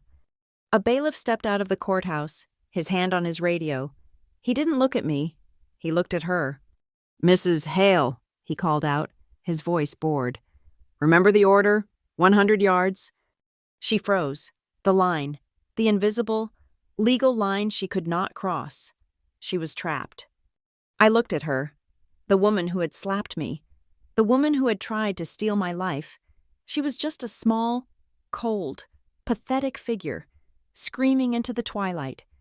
I did not say a word. I just turned my back on her. I walked away. Across the snow-covered plaza, the bells of St. Michael's began to toll, the sound rich and clear in the cold night air. The Christmas lights from the city tree blinked, red and gold and green, and they reflected, like small, captured stars, in the soft, ivory cashmere of my mother's sweater. The case was closed. The chapter was over. Justice was done.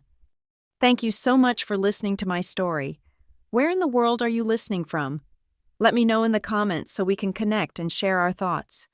Please subscribe to Lila Revenge Stories, like this video, and give it an extra boost by hitting the hype button so more people can hear this story.